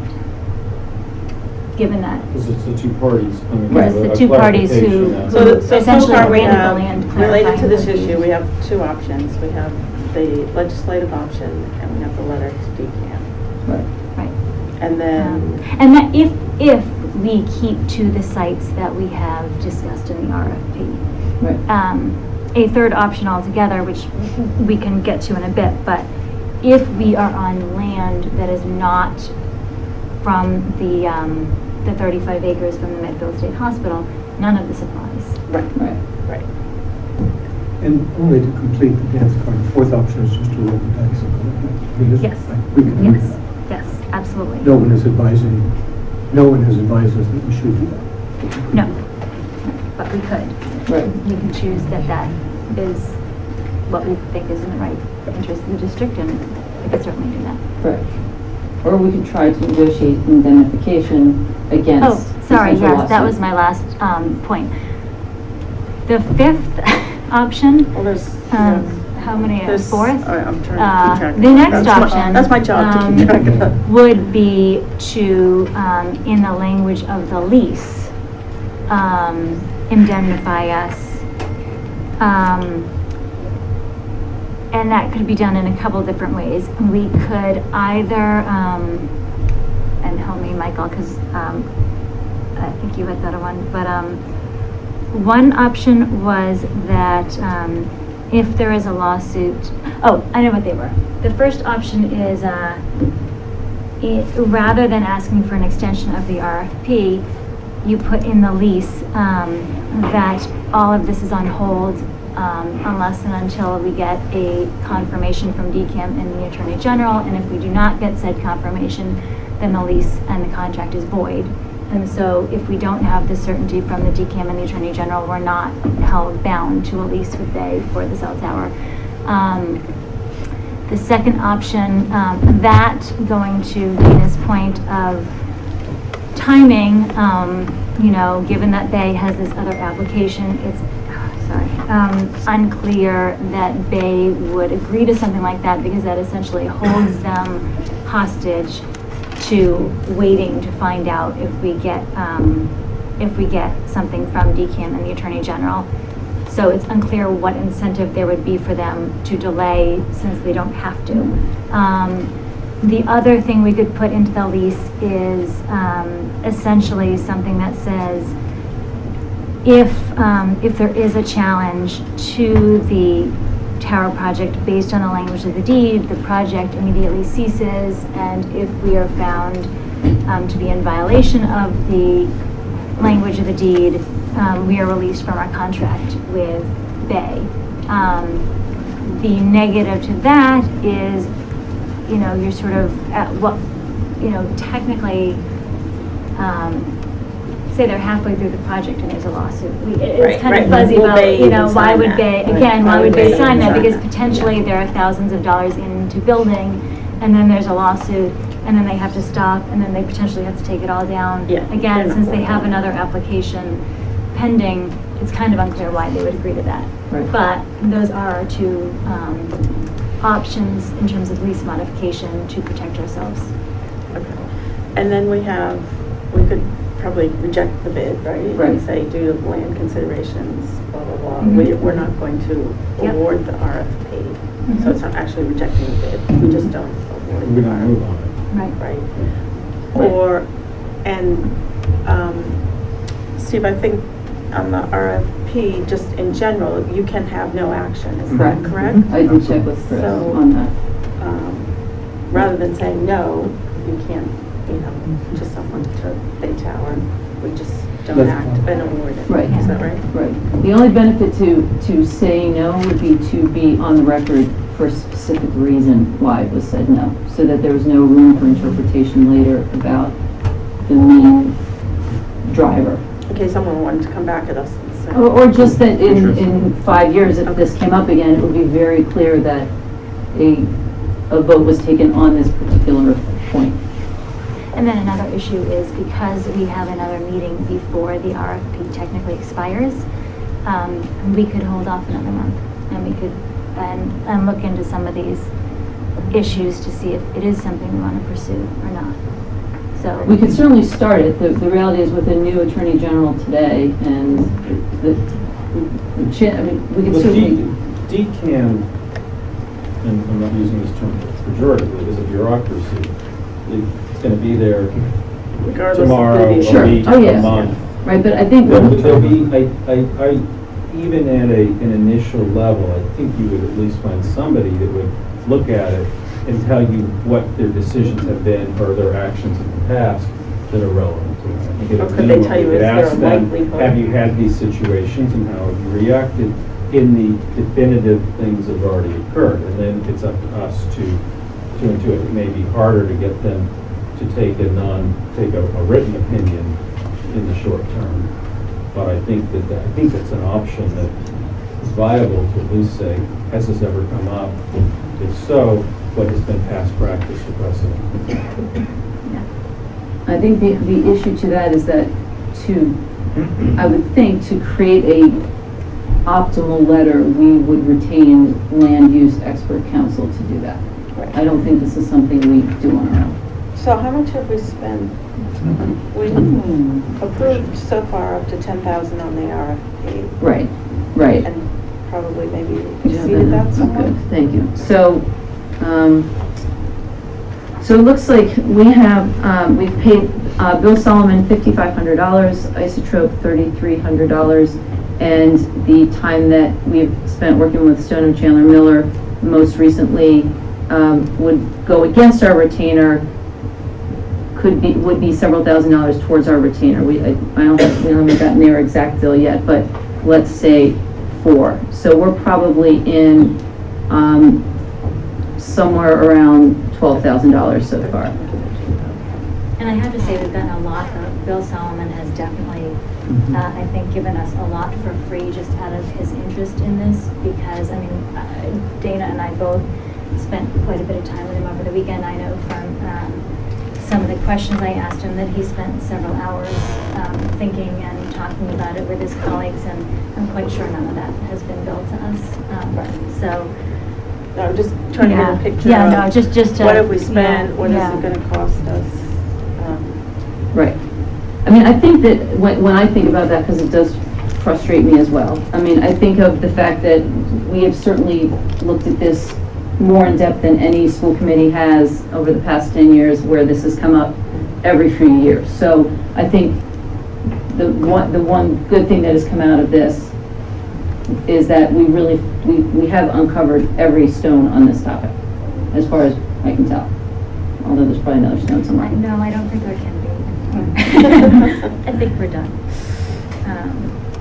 So the question is does the school committee have an appetite to continue to look at offering a letter to DCAM? I can't say how much it would Or cost. do we listen to? Or, comments? that's what I'm wondering, right, okay, are you? I'm sorry, what do we?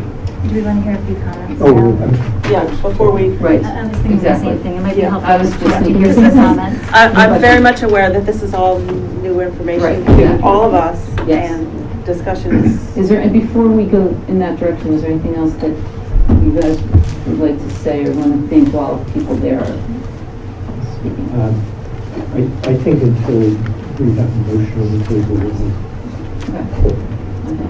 Lori, you good? I'm good. Okay, all right. So I will turn back to our community. Again, the rules that I laid out earlier do hold. You have now heard a lot of new information. We would prefer not to rehash information that we've heard before, but if you have anything you'd like to add or a comment that you'd like to speak that is specifically germane to the new information that we've shared tonight, that would be welcome. All right, sir. I'd just like to say Can you that just remind everyone just who you are and town? Sierra Bright from Dover. I don't think any of these mics are on, so if you people could speak up a little bit more, if you say anything in the future. Just to clarify, these are not amplifying mics, these are recording mics. For the television. Okay, but you are loud and clear. It's these people who cannot be, but both of you are. It has nothing to do with your lacrosse coach whatsoever. Okay. Any comments from?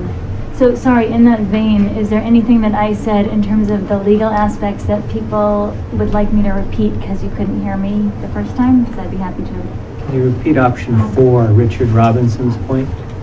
Oh, my point was just that we have the option to just roll the dice and pretend we don't know anything, as, you know. As though you won't get sued by us? Right. To accept the bid. My point on it was just that if we are formally laying out all the options, that's an option.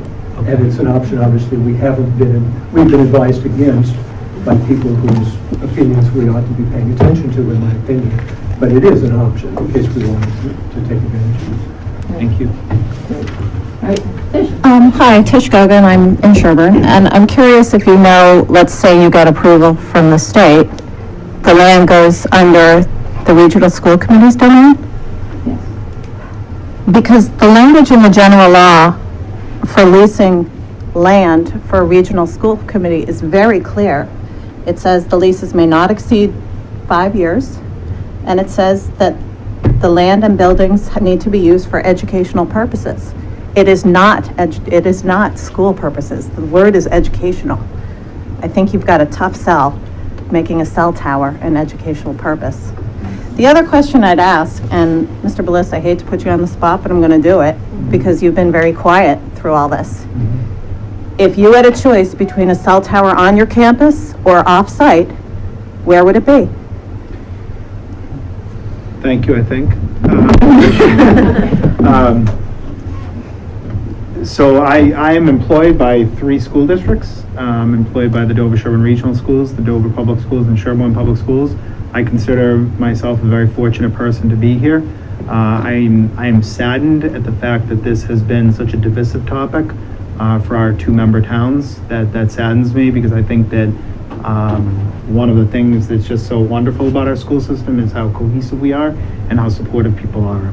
I'm in the kid business, not in the cell tower business. That is clear. That's why I'm here. My personal feeling of it is I'd prefer it not be on campus and to be elsewhere, but to be able to have benefit of cell coverage for the exact purposes I said several months ago, which were around communication and safety for our students and our staff on this campus. That's my personal. Thank you, I appreciate that. The other comment I was going to make is when you also read the general laws, the school committee references a change of use provision that doesn't apply. The change of use provision that's on your website talks about recreational land. I don't think anyone's saying, you can't take away recreational land. The change of use provision in the Mass General Law says that you do have to make a vote that you don't need that land, and then it does go back to Dover for a 2/3 majority vote at town meeting. That is what the language is. So I mean, I guess you could let lawyers fight it out, but it seems a shame to do that, to make the lawyers richer. Sorry, lawyers. No offense. Thank you. Just to clarify, we actually did ask our counsel about both of those Mass General laws, those 2 that you cite, Tish, and we were starting to get opinion on it when we ran into the bigger issue of the deed. So we had a more optimistic opinion on those 2 particular Mass General Law sections, and then we got to the big one. So we actually didn't fully get into the nitty-gritty on those particular, but had gotten a little bit of a more optimistic view than what you are talking about. Well, I'm holding it in my hands. Right. But it says educational purposes. And we'll that goes take- back and we'll to, take Is it advice fair from to, council. and I don't want to take up any more time, is it fair to say that this isn't your only glitching point? That there are further glitching points? I don't know. We haven't gone to that depth. I think we've hit a wall, a rock, or something here. This is a significant To- glitching point. to- Yes, it- Right, It is. so.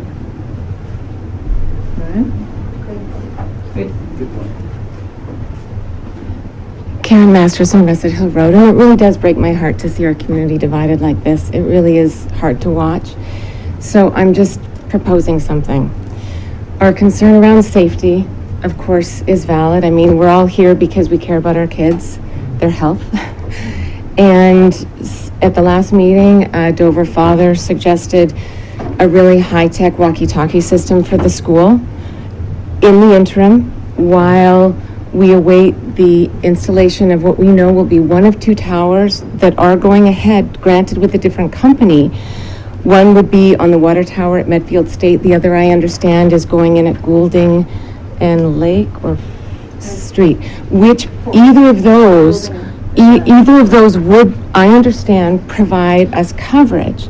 So couldn't we work together against the abutter tower and say, and work together on this? And I just want to put out an image because I think it's important for us to really be mindful of this. We're all working hard on this and we're getting, we want to do what's best for our community and for our kids, and I realize that. And if we can just revisit the idea of a cell tower and realize that it's a cell signal factory with emissions, with measurable emissions that we know, it's under the same classification through the WHO as lead and exhaust.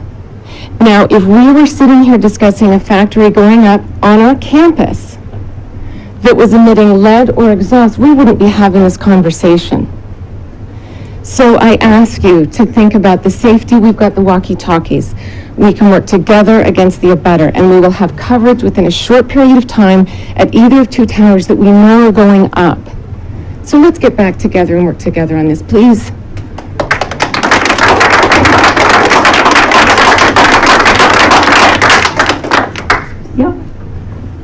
Denise Coyle, Medfield. I actually live at 24 Evergreen Way. I invite any of you to drive down if you haven't already. I am in a butter to the access road in a very densely populated neighborhood, like all the beautiful neighborhoods in Dover-Sherborn, and we have a lot of children. And so it's our property where there's this little dirt road, and the abutters, the people who have the property, where Bay Towers is hoping to put this up. I have been at every meeting for 5 or 6 months. I'm the mother of 4 sons. I totally empathize with everything I've heard. I don't want the cell tower anywhere near any of us, but I hope that this group will not lose its enthusiasm, that this energy will continue to be harnessed, because as soon as the no word comes from here, they are chomping at the bit to get in there. It's a signed agreement that the Rosengartens Gardeners have, and they're going to move quickly. Bay Communications is going to do that. So, yes, let's all, Dover-Sherborn and Medfield, work together. That's the only way this is going to happen. Are there any other comments that are relevant to the decision that we need to make tonight on our next course of action? Yeah. Is it fair to say? Can you come up and use the mic, please? Thanks. Hi there. My name is Tanas Epanaro and I live in Sherborn. The 5 items that you identified in terms of options, is it fair to say that it can be expected that any one of those options can actually lead to litigation? That's what I heard, but I just wanted to be sure. It sounded like all those roads lead to litigation, and so if you could let us know, I think it would be helpful to the audience.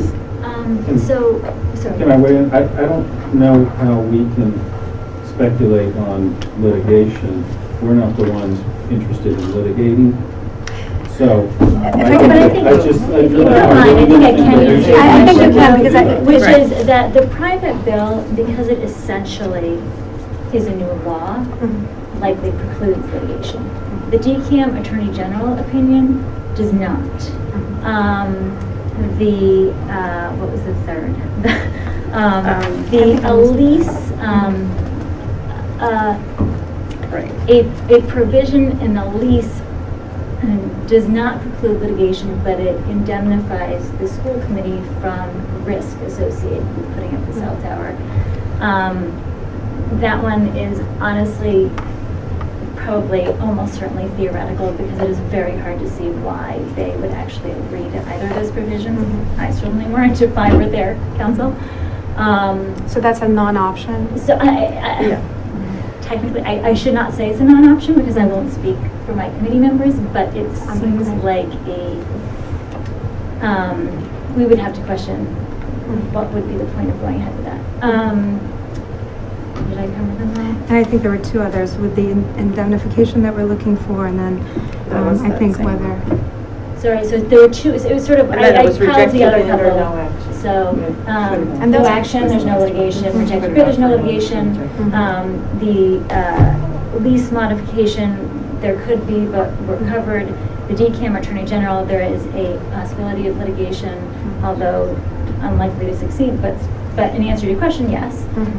The private bill, I don't think there could be, because we've essentially put in a new law defining what's Do you think they would give us an indemnification? Or is that also a non-option? You mean the sort of the lease modification? Yes, yeah. I can't speak for them, so I really don't know. If there weren't the abutter lease, there probably would be more incentive for them to wait, because they have a signed lease with an abutter. It does, at least in my mind, and this is only my opinion because we haven't discussed it yet, I certainly would wonder how long they would really want to wait. Thank you. Yes. I'll offer something. It might not be popular. Phil Doherty from Dover. If this is the interest, presumably this is a multi-tenant facility. The region could become a tenant for an educational purpose. There's no thing to say you can't put a educational communication device up there, or possibly a video link back to the police station for security reasons. It might be worth asking Bay, what are the options?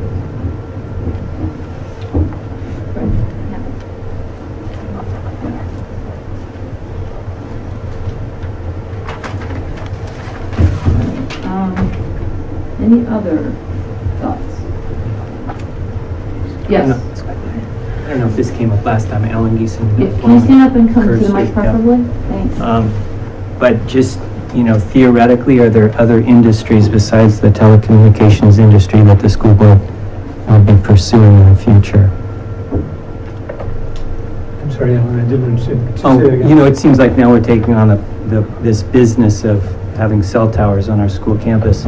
I was wondering if there were other business models that we would look for revenue for the school district, if that had been considered. Snack shack. Snack shack. Well, we also rent out the facilities during the summer for sports camps and whatnot. I mean, we do, look to maximize revenue as part of our responsibility to the town. You may have been asking a slightly more provocative question, which is, are we looking further afield from here? And I certainly nothing's come up. It seems that this is a bit beyond your scope to me. Well, in dialogue, I attend a church that has a cell phone tower in its steeple. I know there are at least one other one in Sherborn that has that.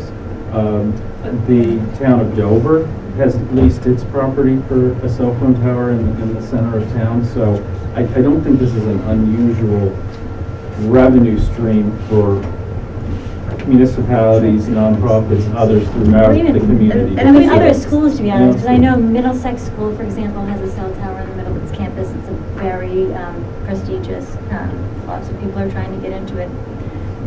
So it's not unusual. Medfield High School has a cell tower. The point being, I'm not arguing for or against, the point just being that there are other educational facilities that have found it pertaining to their purpose to have a cell tower. And we did not go looking to get in the cell tower business. It was a reaction to the abutters application. He said, this has come up a handful of times over the past 10 years, and every time it has not been as fully vetted as it's been this time around. And that was driven by the fact that we were looking at a tower right next door, which was the impetus to this discussion. May I ask a question? Sure. Can you come to the mic, please? What is the committee's members' opinion about the health risks of such tower? I think I would probably quote Dave Maxon last time around, which is that for people who believe that cell towers are unsafe, and for people who believe cell towers are safe, and you'll never get one party to convince the other. So I think that I think we've heard all of the objections, but I don't think that. I think that you would find a lot of variety and a lot of nuance here, just as there is out in the audience. Yes. This is just a small point of clarification. There are not cell towers in two churches in Sherborn. There are antennas in steeples. They do not have 90 to 120-foot towers. There's a big difference. Right. So they were referred to as towers. Antennas, yes. Thanks. Perfect. Hi, my name's Beth Webb, and I'm with Dover. I'm from Dover. I wanted to just sort of clarify, as a school committee, my understanding would be that you're to represent the desires of the community. Mm-hmm. And from what I'm hearing, and what I've been hearing for the last several months, is the majority of the people that I'm speaking with and hearing from are not for this. I keep hearing from the school committee that there are people for this, and there's all the support out there. But from where I'm observing here, there's a very passionate group that is not for it. And I think if they were that passionate about having the cell tower, then they should have been here speaking as loud as we are. So as representatives of our community, I hope that you will abide by what you've committed to do, and that's represent our decisions and our wishes. Thank you.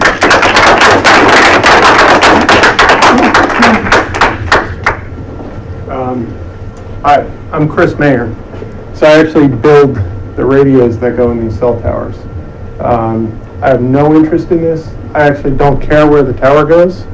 I'm all for the school making money on it if they can, because I do think it's a reasonable thing to do to improve the education. On the other hand, I do know a lot about the RF engineering that goes into it. So today I cooked up a model of the high school with 560 students, all with LTE phones, and a 40-watt transmitter on a tower, such as what was proposed in Dover. And I looked at the different distances where the tower could be placed, from like 100 meters, which is really close, out to a kilometer.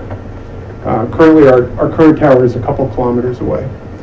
And at 2 minutes a day, if we want to minimize, I'm not saying anything about the health effects of RF. I personally have my beliefs. I work in the industry as well, so you can discount them if you want. I can read the WHO website, which says there are no proven health effects from it, but they're looking into it still. So I'm not trying to even talk about that. What I'm just saying is, if you want to reduce the amount of RF that our kids experience in the school, these are the facts.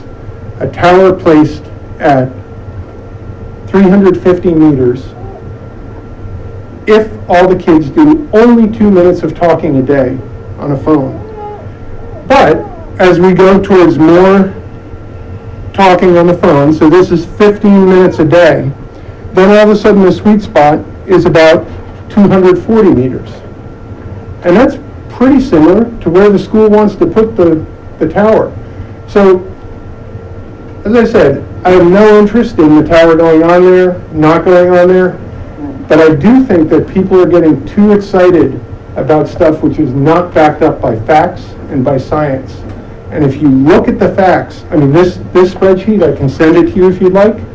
I made it today out of like basic principles of how radio waves work. And it shows that this is not what you think it is. If you're using a phone, you're probably exposing yourself to a lot of RF. This is not something we need to get so worried about. It's something which we could probably all get along with if we just looked at some of the facts. I have to rebut one thing. We're not talking about kids talking on their phones.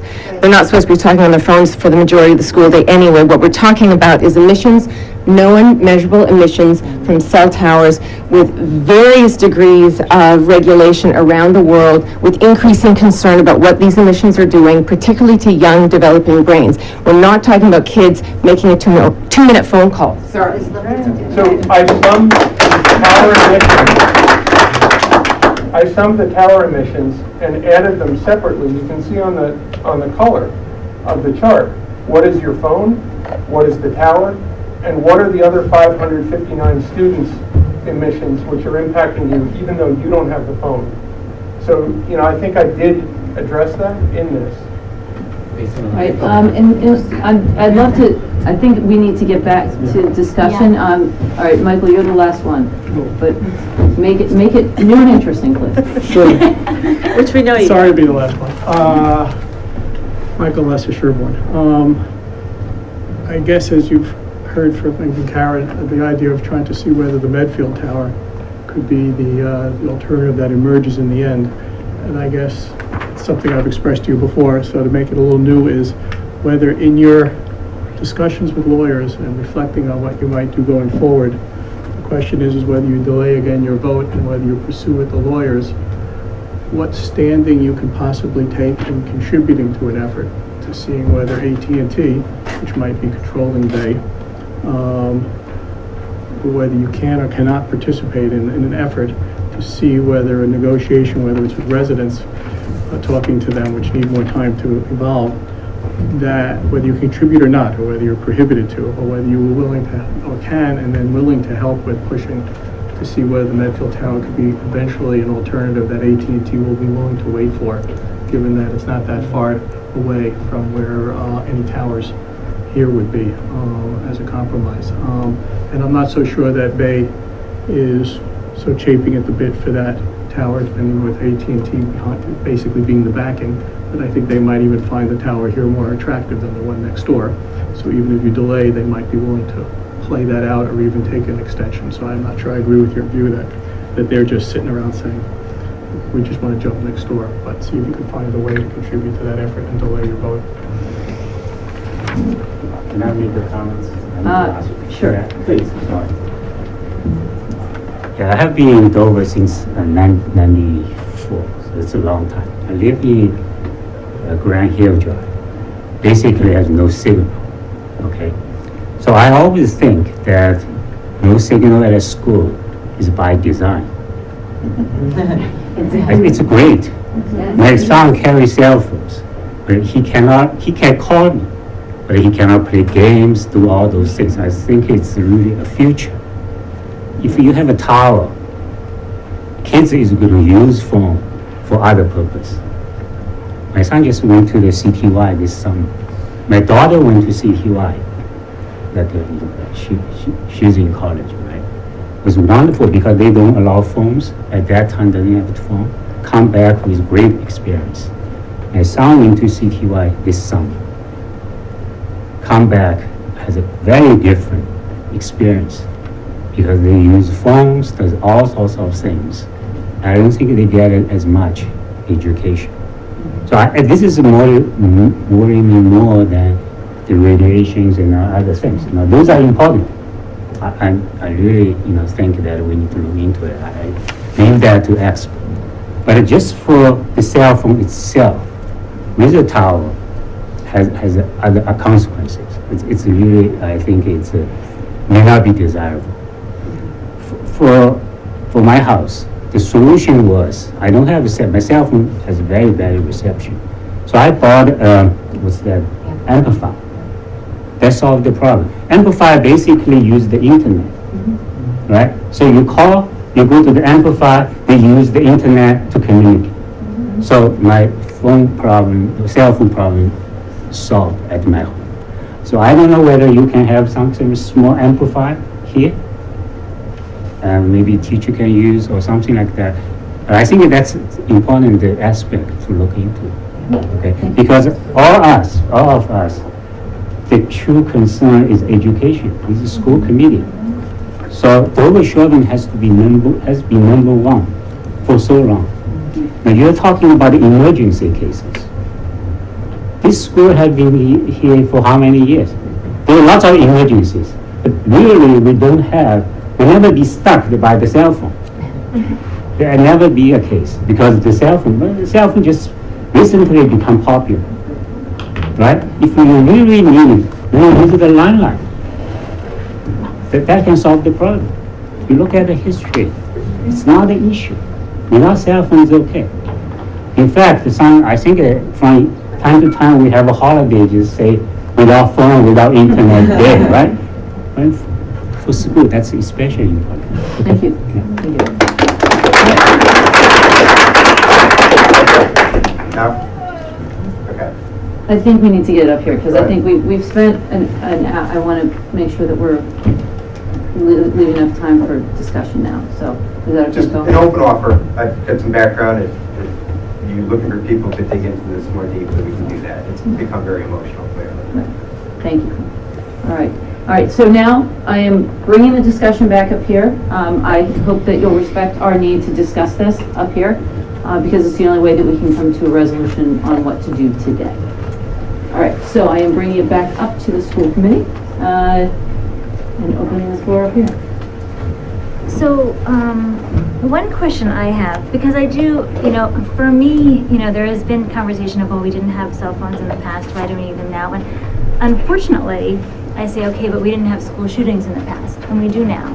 And, knock on whatever this table is made of, I don't feel comfortable with students being inaccessible. I just don't, and that's my gut feeling as a mother and a school committee member. One question I have is, my understanding is that there are a number of Wi-Fi hotspots in the high school, and I know, Dana, I had asked you about this, and I don't know if you have any information.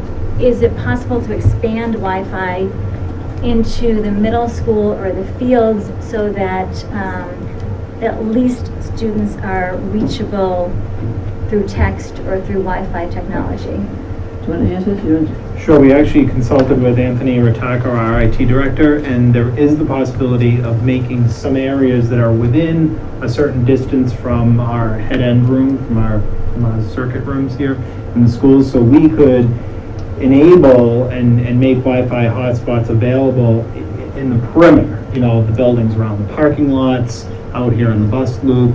That's very doable for fairly short order money.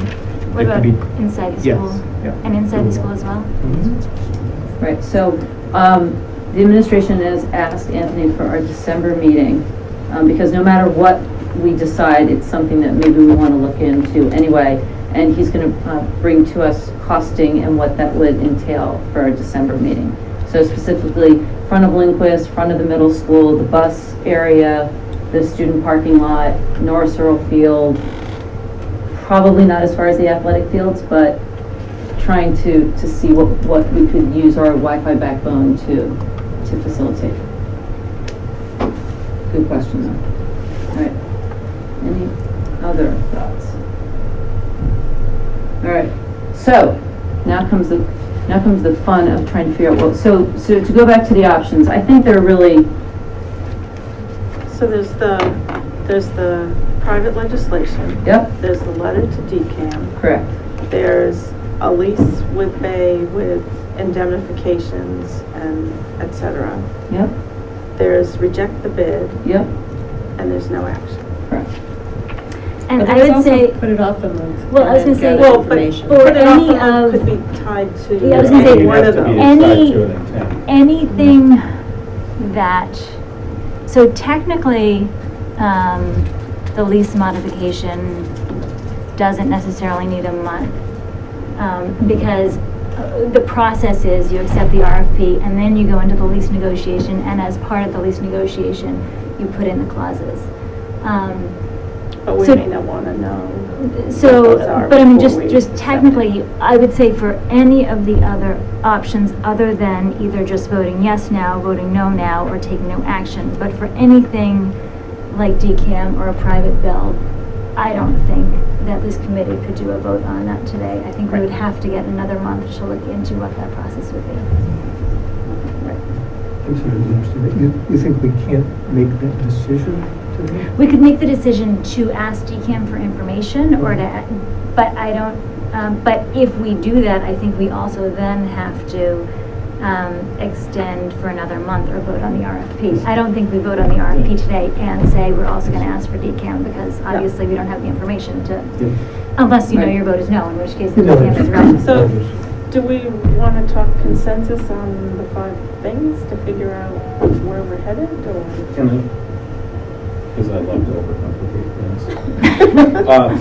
It's very clear that this is a community decision. It's not one I would necessarily describe as a regional decision. So, to what extent should we be getting formal input from the boards of selectmen from both towns, Sherborn and Dover, and our finance committees as well, because there is a financial component to this, to say, what do they feel we should pursue?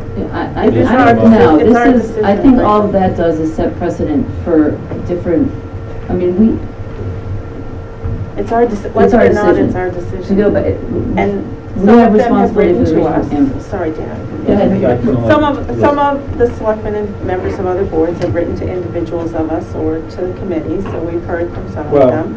But not in a public context that's shareable as with respect to community. I think.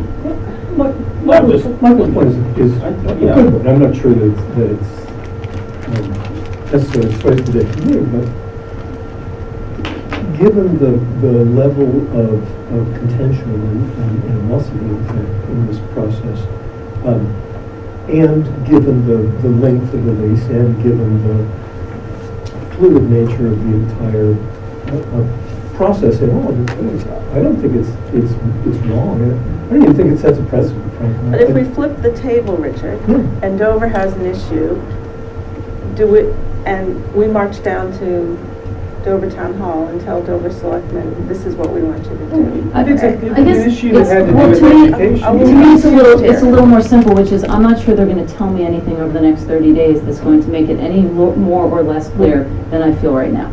If we were to go forward on a private bill route or in anything else, I would think that the more elected officials from these 2 towns that support this decision, that is relevant. I'm just saying, so in that to that scenario. end, Michael, if we were to go down that route, we would have a list of action items, and one of them would be, would we have constituent support to be able to tell the 2 representatives? And that would include selectmen, parents, residents, grandparents, whoever. I wouldn't have an appetite for, I would just say right now, for the private bill. I think there are enough constituents out there that would say, no, we don't want this, and I don't think that there would be support with the legislative, elected administration. So I think that I would take that one off the table. I would take the indemnity clause off the table because I just can't imagine Bay wanting to consider that. It just seems too much. Business doesn't. So I would just knock that right off the table. I think that there was a talk at some point of a declarative judgment in the Superior Court. That's right. Again, that's litigation, that's opening up some doors. I would knock that one right off the table. So I would have just me, I mean, I know that we still have the abutter with the pending application. That is definitely still a possibility looming large. So with that in mind, I would be willing to explore what exactly we would need to do with DCAM and how much it would cost. But it would be I would want to know how much that would be in legal fees before we exposed ourselves to a big bill, to me. It just doesn't seem worth it. Well, we would have to set a limit tonight to say. Can I just, Yeah, sorry, go ahead. No, here's the thing, and this is sort of killing me to say this. Please speak up. Oh, I'm sorry. Okay, so here's the thing. This has been a very frustrating process. And what I'm trying to do as a responsible school committee member is separate my frustration with, and I say this not to start conversation about this, but I am frustrated with science that I don't find credible against the cell towers, and some of the tone of the conversation. So that has been frustrating, and it makes me feel like, oh, I just want the cell tower on campus. However, at the end of the day, what I care about is the safety of our students. And what has changed, I think, since I got on this committee in May, is when I started in May, we were told that the water tower was years away. And from what I understand from very credible sources now, that's not true anymore, and it is actually a realistic, viable alternative that could possibly address the needs that we're talking about.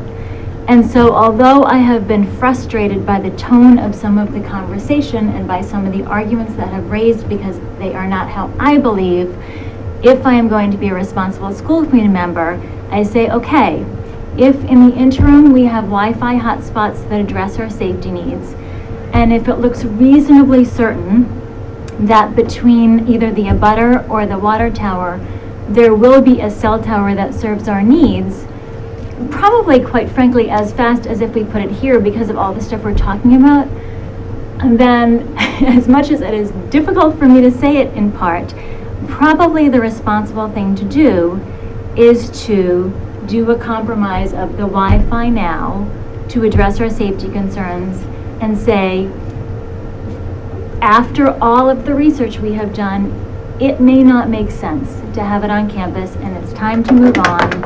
And we could spend another month calling DCAM, but I'm not sure it's going to put us any farther along than we are right now, because that stuff does take time. And I kind of feel like if our goal is the safety of our students and the educational goals of this district, we may meet them with the water tower or the abutter and the Wi-Fi hotspots, and maybe we just say no to the RFP and we move on, because it's what's in the best interest of the school district. And that's kind of where I never thought I would be, but I think I'm getting there after this discussion. I was going to be not quite as probably eloquent as that and say that I'm leaning towards getting back to the running of the school district and leaving this issue. I feel like we've spent a lot of time and a lot of money vetting this, and while I do caution that I don't necessarily think that the existence of the water tower will preclude the abutters application going through, and having sat through the most recent Dover Planning Board, their ability to say no is very limited. It has nothing to do with health effects. And they gave us the section of the code that they can listen to. And they also said that 4 or 5 applications have been brought since 2007, and they've all been issued. With different qualifications, but they've all been issued. And the Medfield Water Tower, while yes, the RFP for the construction's been put up and the RFP for the antennas will be put out soon, it's not necessarily an either or. There could be both. There could be a tower on the abutter and antennas on the water tower. It could, I don't know. However, even with all of that, I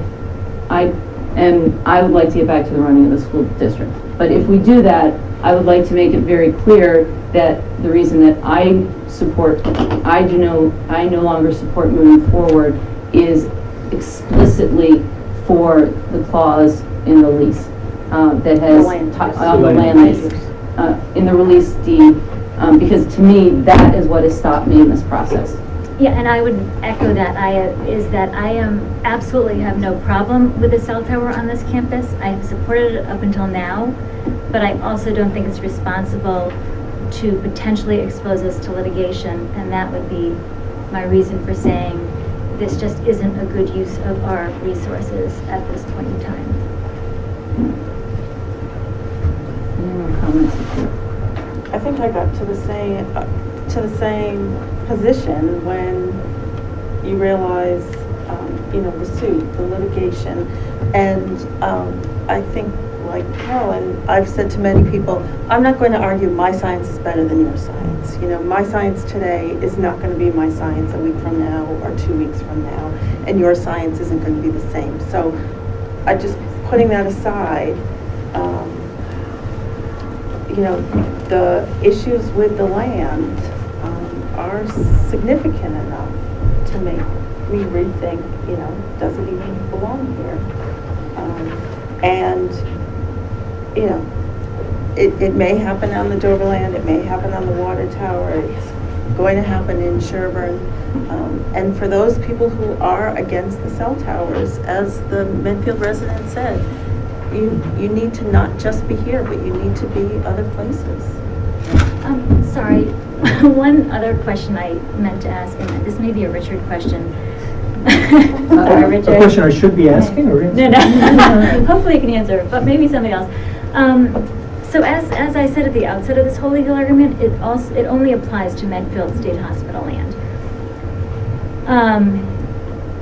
Bearing in mind that I think if we go the route I'm about to ask about, we have to do a new RFP. Just out of curiosity, are there any sites way back at the beginning of this whole conversation, were there any sites that were proposed that would make sense that are on non-Medfield State Hospital land? Just so that I make sure I have actually I think I can looked answer into this all one. of the options. So realistically, the only, short of it being on top of Farm Street, which I don't think, but Well, I think actually.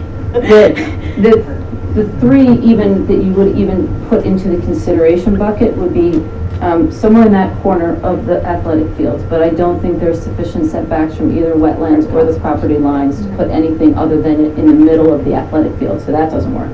On the school building, which we've talked about, and there are various. No, why is that one not okay? Just other than the sort of visceral Well, hang on a reaction. second. people have So to there's it. that, and the second is on somewhere near the bus pad. Okay. And I think that in either of those scenarios, I personally would need a new RFP because I would no longer support what is currently in our RFP in either of those two locations.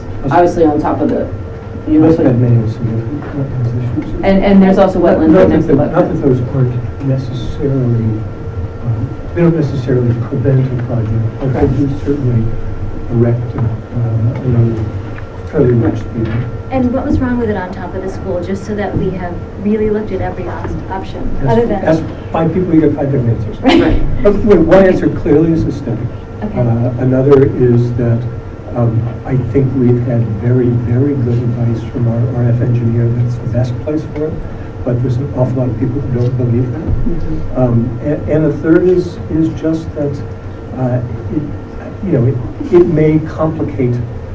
I don't think anybody actually believes that it's on top of the school. I think that was a point from my last meeting, right next to the school, Okay. so that it has a good foundation. But it puts an attractive nuisance, if you will, that much closer to schools. Maybe that's a better place for it than off in the woods, but it probably is. Okay. So those are, I think, the issues. So you would be against? Oh, I didn't say. I just. No, I mean, I'm curious, so what do you think about this option? What about? I think until we dispose of whatever we're talking about now, I'm not. I think it would This is continue very divisive discussions for the foreseeable future. Well, and I'm not trying to be Yeah. coy, Carolyn, it's just, and I will. Residents sent me that on the latest field trip. Maybe. So- I will confess, this has been a really unpleasant experience. So you need I to think, say for out all loud of us. what's on it. It's a picture of a cell broadcast facility disguised as a bell tower. Next to school. Next to a public building. I think it's a school. Right. This has been such a really unpleasant experience, I think, for every single one of us. In ways I'm sure we never anticipated. If I can, I think we're moving toward a motion. Yes, I have one. If it good, that's excellent. I'd actually like to say something about public service. I think it's one of the two parts. Someone earlier said that our job was to represent the desires of the community. That is in some senses true. Obviously, we stand for election because we wish to serve the community. It does not mean that in any particular instance that our job is to reflect even a majority of the sentiment in the community, even if there were a way to accurately gauge that.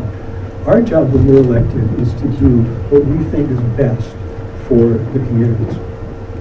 Thank heavens there are elections, and that's when we get to be voted out, which would be great if that's the right thing to do. Yeah. But, and all along, there are other aspects of influencing us, which this is part of, and which emails are part of, and phone conversations and part.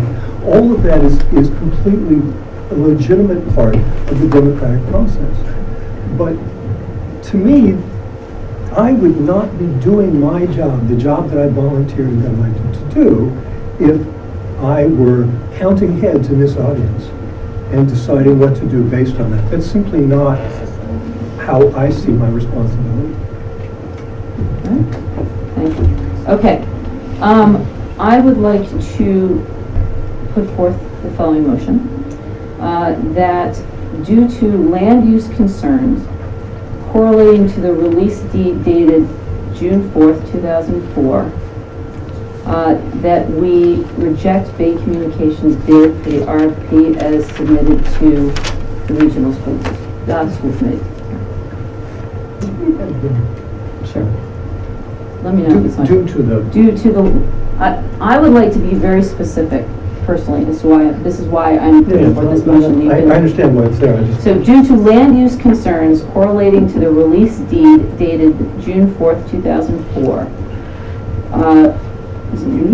we are rejecting Bay Communications bid to the RFP dated, whatever they did, no. I would actually rather take no action, if that's an option. Well, hang on, let me put the motion out, and then if there's no second, then that will be said.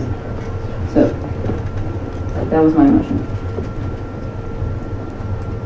Well, I'd love to second it, but only to vote against it and to have some discussion about it. Okay, then you can do that. Okay, I'll second it. Okay, all right, so discussion. Yeah, and the reason I would vote against it, I appreciate the intent and I would vote for something similar to it, but I'm against it because it at least introduces some acquiescence to the idea that there is a land use program. And I'm certain in the foolish way that I could be certain in this, that there isn't. We are hitting a speed bump that we may be deciding we don't want to continue to cross, but that's not the same as saying we mustn't. And as is almost always true when Richard speaks, that's pretty much what I'm thinking. So the other issue's been raised is what I think we very much need is a extra good set of minutes for this portion of the meeting. And I'm looking at Amy right now, only for the purposes of if this ever comes up in the future, 2, 3, 5 years, 10 years down the road, that there is something to reflect that. So whether it's by a motion or just by an accurate reflection of our discussion, I think we need to make sure that concern is taken care of. And that's fairly independent to the decision we need to make here. It's just a courtesy to the future people that sit in these chairs. Because I think I have seen this come up in past occasions around the waste treatment facility, when we were having to discuss litigation issues, that there are certain moments where the minutes do mean something. And so I want to put a little bit more burden on Amy. And perhaps Dana's notes that she read out earlier, she can share. Oh, yeah, I can do that. So, in light of that. Okay. So if we were to do no action, is that just no vote, or do we Motion to take no action on the RFP. we take a vote to take? So it's captured, but it's memorialized. All right. So do we have to vote this motion down? Oh, Or yeah. do we have to, all right. Sorry, Dana. Set it up, knock it down. All right, so all those, now I'm going to even vote against my own motion. All right, so all those against that motion, raise your hand. Actually, no, forget it. All those in favor of the motion, that's nobody. All those against the motion, that's everybody. No, I'm abstaining. You're abstaining. I'm Okay. abstaining on this. All right, okay, so now we need a new motion. I would move that we withdraw the RFP, period. Is it I would like to withdraw or we qualify take no it action? by saying the reason is not because of land use concerns. Sorry, what? I'm sorry, take no action. We take no action here.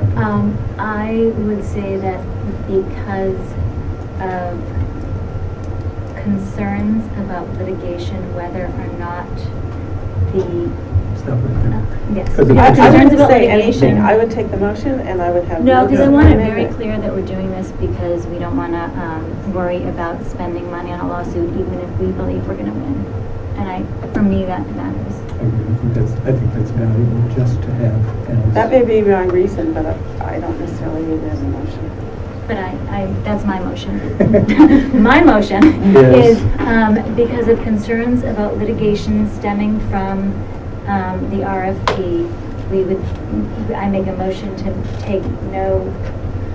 The motion is because of concerns about litigation stemming from the RFP, I make a motion to take no action on the RFP. All right, discussion on that. Do you have that motion? You got that? Could you repeat the motion, please? Because of concerns about litigation stemming from the RFP, we vote to take no action on the RFP. And it was seconded by Richard. Seconded by Richard. All right, So, discussion. I'm in support of this under the objective that we leave this entire matter and it does not show up in any future agendas. We get back to running the school, the excitement of budget season, capital, technology, professional development, all of those things.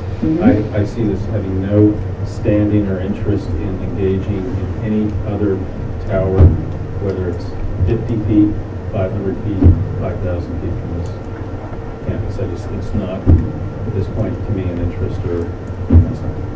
If we're leaving this, have it on our property, then we can just walk away from it.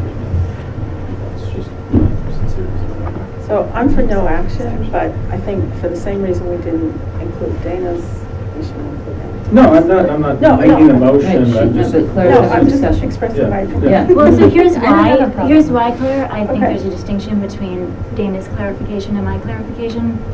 Because by saying, I won't try to exactly say what Dana's wording was, but there's an underlying implication to Dana's wording. That it's land use that related. there- I get No, that. not related.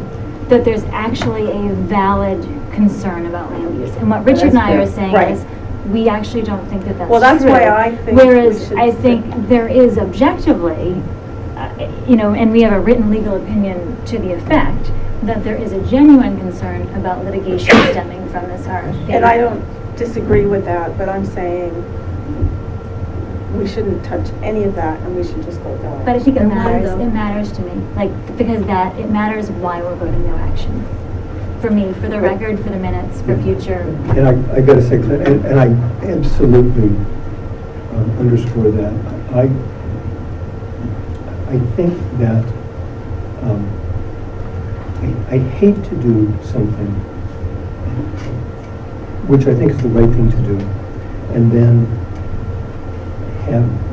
have the meaning of that action be misinterpreted. Now, in the future, whatever it is, by whomever, for whatever reason. To me, that's the value of it in the motion itself. That's the reason that I would. Right, but for me, it's not necessarily the fear of being sued. It's, we may not be able to get the decant letter, we may not be able to do these other things. So it's not the suing that's, it's a combination of a number of things. Because it's such a giant pain in the ass to make that. So that's why I'm We're not. looking for Amy to do. So that's why I'm not there. Brad's got all this thing on tape, which is excellent. All right, is there a downside of not Okay. doing what Claire was saying and just? Yes, What because was the downside is what Richard said, which is that in future, So I'm okay it to is abstain misinterpreted if why the we are others taking no action. say no. Yeah, that's okay. That a different meaning is imputed to Okay, our vote. do you have any comments on this? Talked out for a Okay. change. Lori, you okay?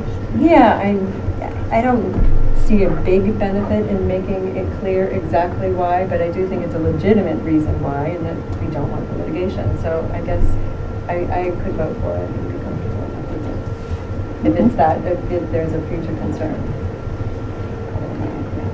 All right, so I would say, so the motion is, Amy, you want to read so that you have, so we have it exactly? Ms. Ringgold made a motion that due to concerns about litigation stemming from the RFP, we take no action, we vote to take no action on the RFP. Is that accurate? Okay, that is the motion that is being voted on. All right, all those in favor of that motion? All right. And I'll abstain for the reason that I agree with it, but. Okay, so this issue, from our perspective, is done. And for those who care about larger issues, I think they get one election. All right. What are they calling? We still have a Can I say one thing to the audience before you all leave? 10 years ago, probably 10 years ago, I started sitting in the cheap seats at these meetings over something I felt the school committee was doing, which was extremely wrong. I hope one or two or three of you might decide that it's worth coming back for some other issue, sticking with this committee and getting involved. Thank you. Can I say one thing though? You said that it's not an obligation. No, it's our meeting. It's our meeting. Can I just say one thing to you guys? It is obligated. Okay. Send us an email, please. Sorry. I'm sorry you felt bad about the pressure. It was only a half an hour of grief last time. That in the end, I feel bad that you guys felt it was so trying when it was just a few hours last time. No, you know what? Okay. Let's go to our next agenda item. All right, next agenda. Okay, so that, we are. Thank you. Consent agenda. Can I just stop here for a second? Yes. Thank you, Dana. Yes. Yes. Thanks. Thank you. Yes. A lot. You really did. Well, thank you guys for all your help. I think it was a team effort. Couldn't have done it without the legal knowledge, that's for sure. Yes. All right, so to go back to our agenda. Gee, no one wants to stay for the consent agenda? I can't imagine. All right. Mary. All right. So, consent agenda, I will read the items on the consent agenda. You know how it works. If you have an issue that you would like to put on hold, and then we will vote the entire consent agenda after clarifying anything in particular. The Regional School Committee meeting minutes of October 7th, 2014. The second reading of the policy changes. Yeah, I do that. Okay. I'm sorry, it's something, I wasn't at that meeting, and I have a question. Okay. Sorry. Donation acceptance from the boosters for 2 items, soccer goals for $1,000 and a sailboat, a 420 for $1,500. As always, I'd like to say thank you to DS Boosters. Thank you to DS Boosters, absolutely. And then the final, the donation acceptance for different fall coaching positions, which of course we need to accept because they are paid by the school district, for boys soccer, girls soccer, and football. Again, thanking the participants of those who have opted to fund those positions. All right, Richard, you have a question on policy that hopefully I do, Claire and can answer. I'm very sorry, but GCF, which refers to professional staff hiring, and Steve, this really is a question for you, and maybe it's for Claire, because maybe you know the answer as well.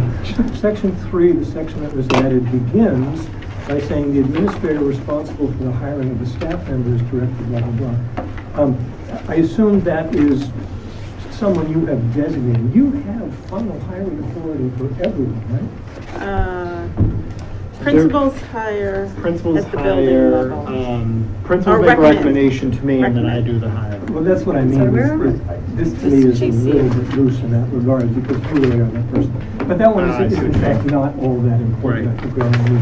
But further it says, on the third, end of the third line, for those positions where the hiring authority rests with a school committee, that's only the superintendent. No. And the Oh, I'm business sorry, managers. and I had forgotten, never mind. And believe it or not, That's okay, Richard. We spent a lot of time on those 5 lines. But I Yeah, think we somebody did. else at the joint meeting brought that up too. I forget who it was.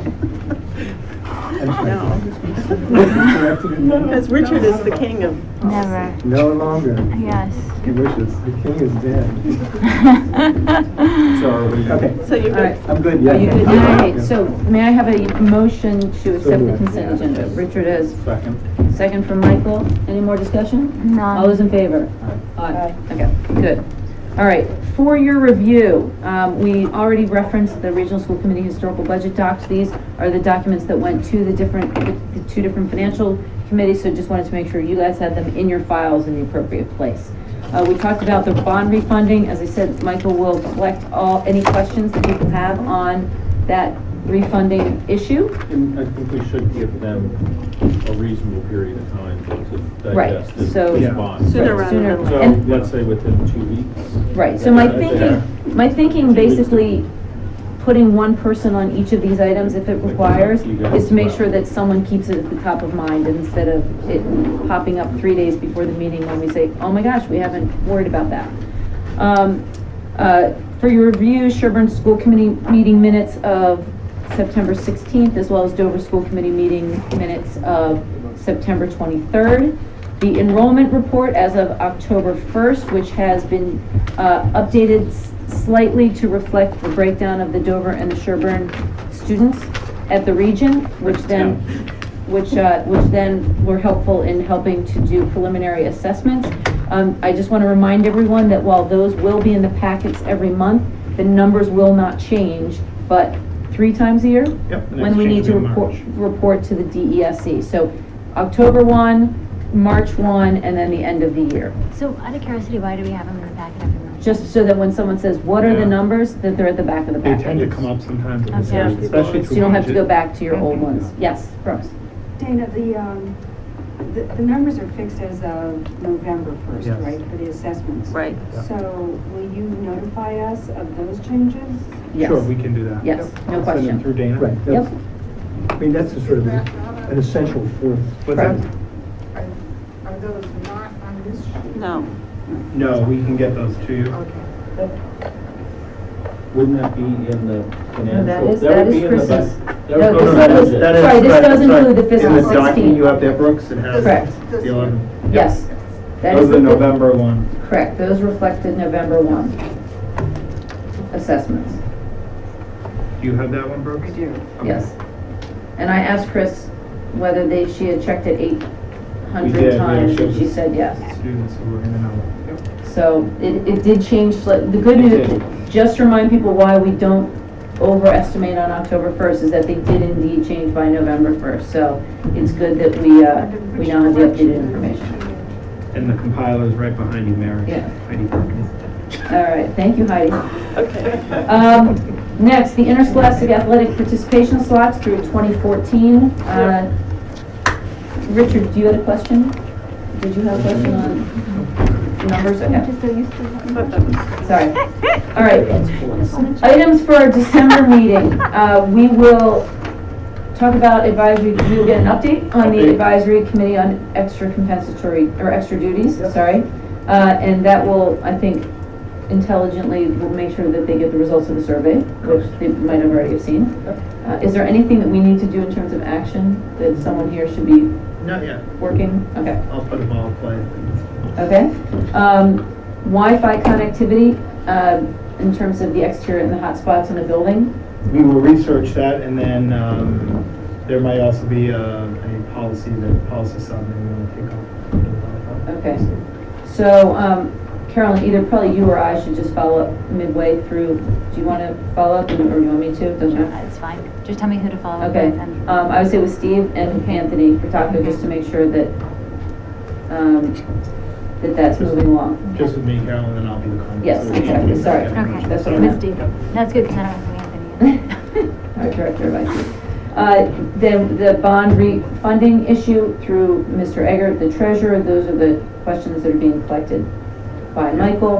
And we'll obviously go through Chris to Jim. Jim will be here with our financial advisor from Unibank to answer any specific questions on the process of the refunding. And then finally, the Dover-Sherborn High School program of study changes. Is there anything we need to do to prepare for that? We include that. Okay. And we need to vote the capital. That's what we talk We'll about have to earlier. And we will vote capital, sorry. And I would say Michael and I will continue to follow up on that one. Yes. It's hard, and this is directed to Steve. Yes. Chris isn't here at this point, but what kind of package do you think they're gonna put together around the LED? So we just heard from Dennis from Northern Energy, like literally today, he just got back to us. So I believe we will have numbers from him within a couple of weeks. So, but this is, we're doing this because we'll save electricity in a commensurate amount to make it a worthwhile investment at this time for our community. Yep. So it's that side of the equation that we'll have some assurances that we'll have good measurements behind. With considerations around rebates. And Michael Lesser had actually written to me today that he's engaged in that, he just wanted to get through the cell tower tonight. Can't think why. Yes, Richard, sir. On the program of studies, are we going to be seeing those in December and then voting in January, or do you need a vote in December? We normally need a vote. Right, because then you're gonna print. So can we? What happened last year, Richard, is we saw it after. Yeah, I remember. Yeah. And in fact, if there are, if there are substantial changes, obviously, I think we need those ahead of time. Yeah. And they're just about finished. Okay. We obviously have to vet them through a lot of different departments. There are no major changes. Right, some And sort of red line. no changes with budgetary implications necessarily. No, not in the program studies. That's correct. I mean, I know there isn't really. Right. It wouldn't be exactly a whole new program coming in. Correct. All right, anything else for December? Okay. I don't have a, do you need executive session? No. The executive session was on the agenda in case we were to move to a lease discussion. So I have no exact purpose for an executive session. Unless you need us to approve minutes, we can just do it at another future executive session. Yes? Okay? Okay, so I, motion to adjourn. So moved. All right, all those in favor. All right, we are done. Thank you, Dana.